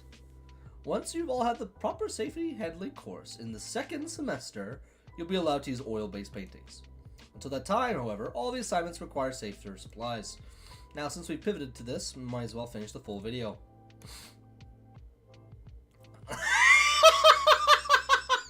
Ah! The grumpy Gator holds a hand in her throat, mumbling to herself. She grabs a metal flask and drinks from it. That better not be alcohol. The entire display from her was mystifying, at odds with how Ben and Liz described Olivia. In fact, it reminded me of... No! The beginning of the end! Me, I can understand why. After all, Akadan is letting Ben and I use some of his equipment in photography. That thrill of experimentation of new possibilities. No doubt brings like a creative sparkle to her eyes. Eyes that fill with pure malice as they glare daggers my way. Oh, was I staring? Oops. Before I could offer an apology, she had already had her hands on the wheels. She rolls up to Idacan's desk. He leans forward intently. Can't make out anything that's said through the video, but going by the occasional glare back, it's not hard to imagine. Crap, I really didn't mean to offend. Idacan knows I'm watching, motions for me to come forward. Slowly, I shut down my seat and approach the desk. Alright, is something going on here? Idacan speaks in a hushed tone, just loud enough for me to hear over the makeshift manatee. Get in the flask! Olivia's telling me you're making goofy faces at her! No! I said he's just been staring at me through class. Huh. It's weird. Like he's never seen so... She thinks he's being ableist? Can't you move him to a different seat? Now, hold on a sec there, Olivia. Let's not get ahead of ourselves. I'm sure this is all just a misunderstanding. Mr. Idacan! It's like she's a different person here. You're given a lot of leeway when it comes to seat assignment, but asking for something like this... I want him to leave me alone. She sips again. You drink a sip from your trusty Vault 13 canteen. Well then, Inko, you tell us. What's on your mind? Can't have disagreements between classmates this early in the year? I'm confused. I didn't know there was any disagreement between us. Well, sometimes it's just the little things you do that you don't think about that affect people the most. Anything like that come to mind? I shake my head. Olivia's glare doesn't diminish from my field of view. I mean... Uh-oh. Oh my. I mean, I've been quite curious about her since we sit next to each other, and I'm friends with some of her friends. We all sat together at lunch yesterday. Idacan nods to himself thoughtfully. Sounds like he just wants to hang out, Olivia. Her face scrunches at the mere thought. Not really interested. He's distracting me from my classwork. I want to watch the video without being gawked at. Sorry, I didn't mean to. Does that resolve the issue for you, Olivia? No, I don't want some buddy in this class. She goes to take another sip, but ends up turning the canteen upside down. All out. Ugh. Olivia, you can go fill that up if you want. Careful with your words, Inko. You won't be missing anything. The video is nothing to you, nothing that you don't know already, I'm sure. Olivia eyes me suspiciously as she moves out the door towards the nearest water fountain. Idacan sighs. Alright. He leans back in his chair with his arms resting behind his head. Inko, I told you yesterday if the air needs clearing, you can do it yourself. Now she's in a mood because you were staring at her like a weirdo. And here I thought you two would get along. She even gave you that sketch you made of you. Truthfully, I'm impressed, but here we are. What's going on, big guy? Alright, sorry. Again, sorry. It's been a pretty busy few days. Yeah, I've been gone to a cool friend group, and we're all going to sit together at lunch. Livy's there, too. She doesn't say much, but I got her soda. Don't know why she's so upset at me. It's nothing personal, Inko. It's not. She's... reticent. She's reticent, especially when it comes to change. If you're at her lunch period, too, I can see why she'd be wary of you. If you don't mind me asking, Mr. Idacan, yes? Why is she so open with you? How do you mean? Just now she spoke in more conversation than all the other times I've seen her yesterday. I saw the canteen, and I figured it had something to do with her voice, but it's surprising.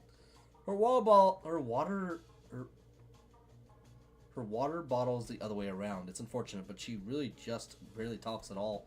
And I guess she really trusts me. I've known her since she was a freshman. She seemed to gravitate towards art, and I taught it, and soon enough I took her under my wing. Quite literally. But she lives with Damien, right? He's at the lunch table, and she still barely talks to him. Poor kid. Hope he's doing alright.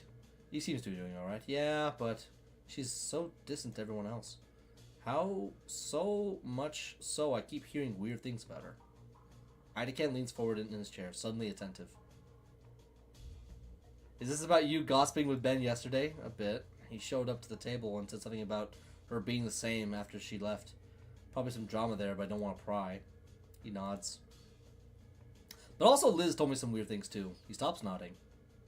I know of her. Is something wrong? No. She just said I shouldn't get invested in being her friend.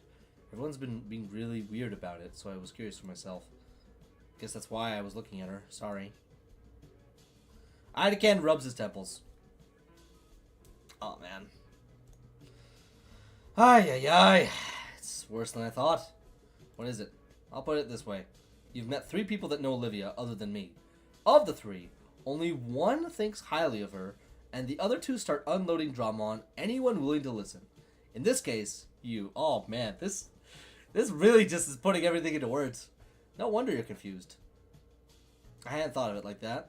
I don't blame you. You shouldn't have been involved in anything stupid. High schoolers, you know. I guess. Idaken inhales, collecting his thoughts. Important question, then. Do you really want to be Livy's friend? She's cool. Like, yeah, I guess. A judging eyebrows raised my way. Are you really? Or just curious about her? He seems pretty serious about this. Yes, then. Livy returned his class and rolls right back up to the desk. Back. Have you changed his desk yet? Idaken nudges his head toward me expectantly, prodding me on. I'm sorry I distracted you during class, Olivia. She looks at Idaken and gets a similar nod. Sure. I mean, you're welcome. I mean, thanks, shit. But not really. I don't want to be distracted.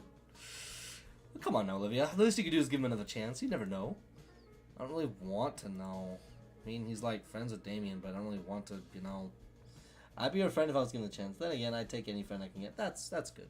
It's always good to have friends. Having a close-knit circle is always appreciated. Not in this class. But I'd like to be your friend.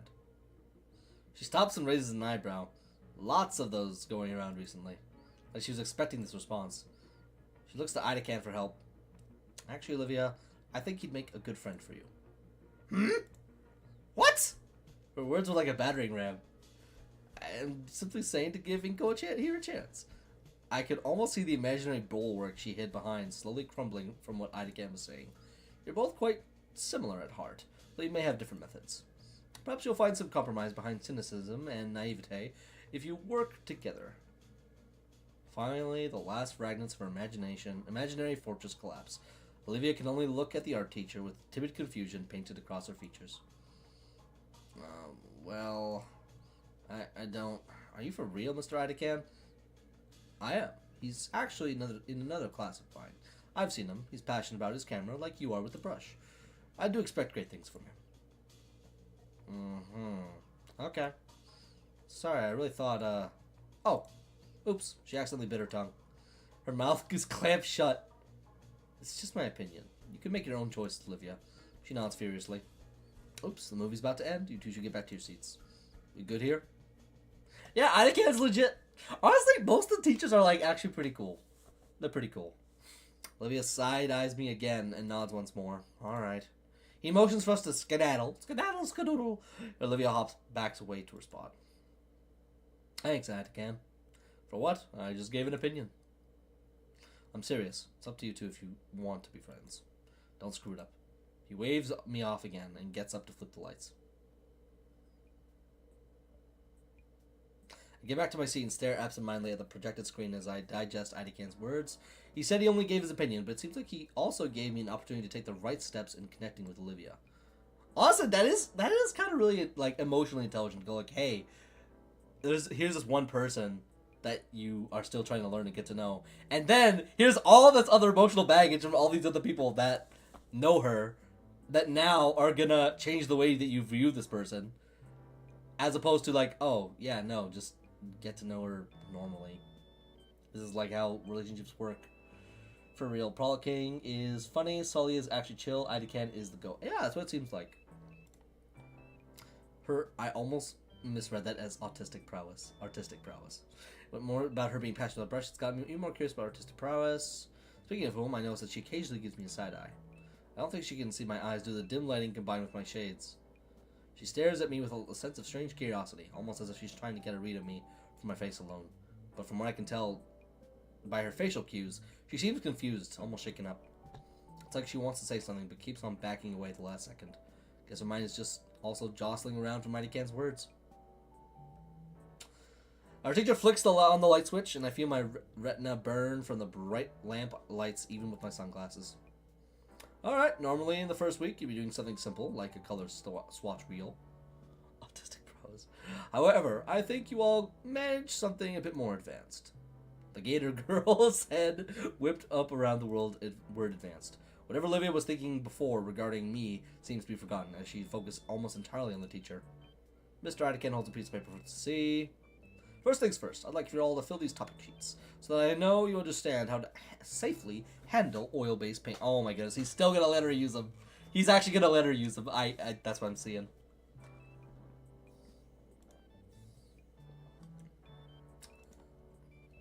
Once you finish the sheets, bring them to me so I can review them.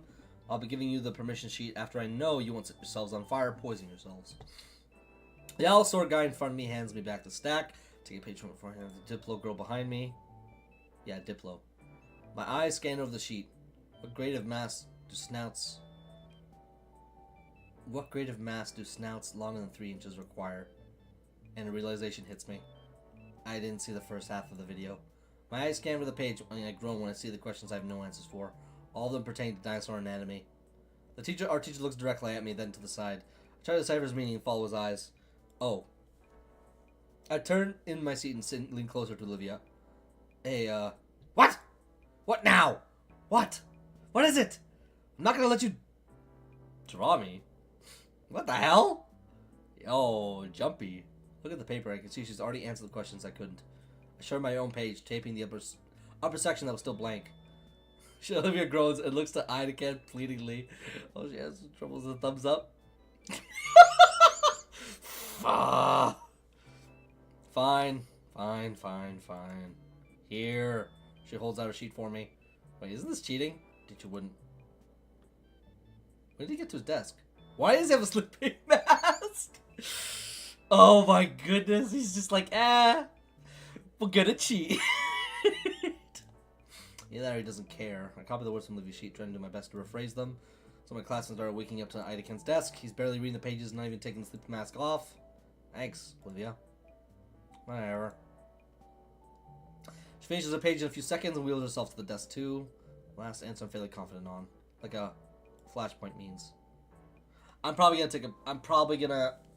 wait for a good spot to pause. Because I'm good to stop here. Bases. Heck, teacher. Assessment down. Good. He was proficient to use hazardous paints. He didn't bother to look over my worksheet. He lifts the eye mask from his face and looks at me with one eye. What? Most of the stuff doesn't apply to you, Inko. Just don't drink the paint or get in your eyes and you'll be okay. Yes, Mr. Idacan. Attaboy. Now back to your desk and wait for the end of class. I'll be starting with all tomorrow on something simple, like painting a cube or a ball. Yeah, I'm all dodgeball painting. The eye mask drops down and I return to my seat. Class's clock reads 5 minutes till lunch. Leering back at me, what I should say, some sort of icebreaker. I can say we're similar, and I can see what he means. I'm a photographer and she's a painter. So a cubist and a dadaist walk into a bar. Nope, not today. Idacan wingman of the year, so it seems. Have a good lunch now. The moment the bell rings, she shoves most of the backpack. Not caring for her notebook gets crushed. Which is what she wastes in the classroom because she doesn't want to get caught in the castle lunchroom stampede. Alright. Oh my gosh. Lunchroom a bit longer. Next time.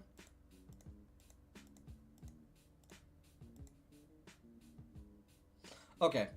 I'm probably going to pause here. That was really good. Oh, 3 whole hours, and honestly, like, that was pretty funny.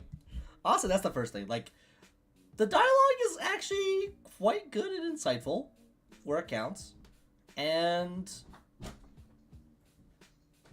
You can pause and save that at any time. I noticed. Okay. Mr. Walkthrough decided to come in my room, tell me how to play the game. Now it's just a little bro. No, I'm gonna play the whole game. This is not just a one-off. I don't wanna disrespect the will of the people like that. But yeah, no. Yeah, the art's good. Who would have thought? Dialogue is quite decent so far, and it's a lot more emotionally intelligent than I initially would give credit for. Funny, and also just the mix of like internet humor, niche jokes that only someone who's been turtling online like me or other people could remember. It is legitimately funny. Oh no, I'm gonna keep doing this on Tuesdays. I feel like I can manage that. I mean, it's like when this type of game probably won't be too long. I can see it going on until maybe late November or December.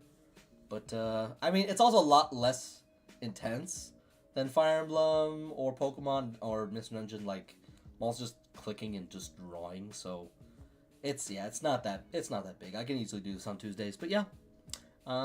Skull, McAllis, Jesh, have a amazing night, and I'm just gonna save right here.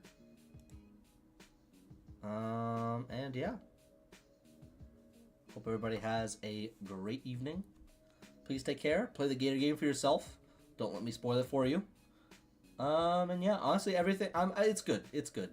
It's not just a meme game. Like, it feels legitimately well done and made, and yeah, no complaints so far. If you like visual novels, this will definitely visual your novel. I don't really know what else to say apart from that, but yeah. Take care, have a good night, and God bless. See you tomorrow for more tomorrow's Golden Country.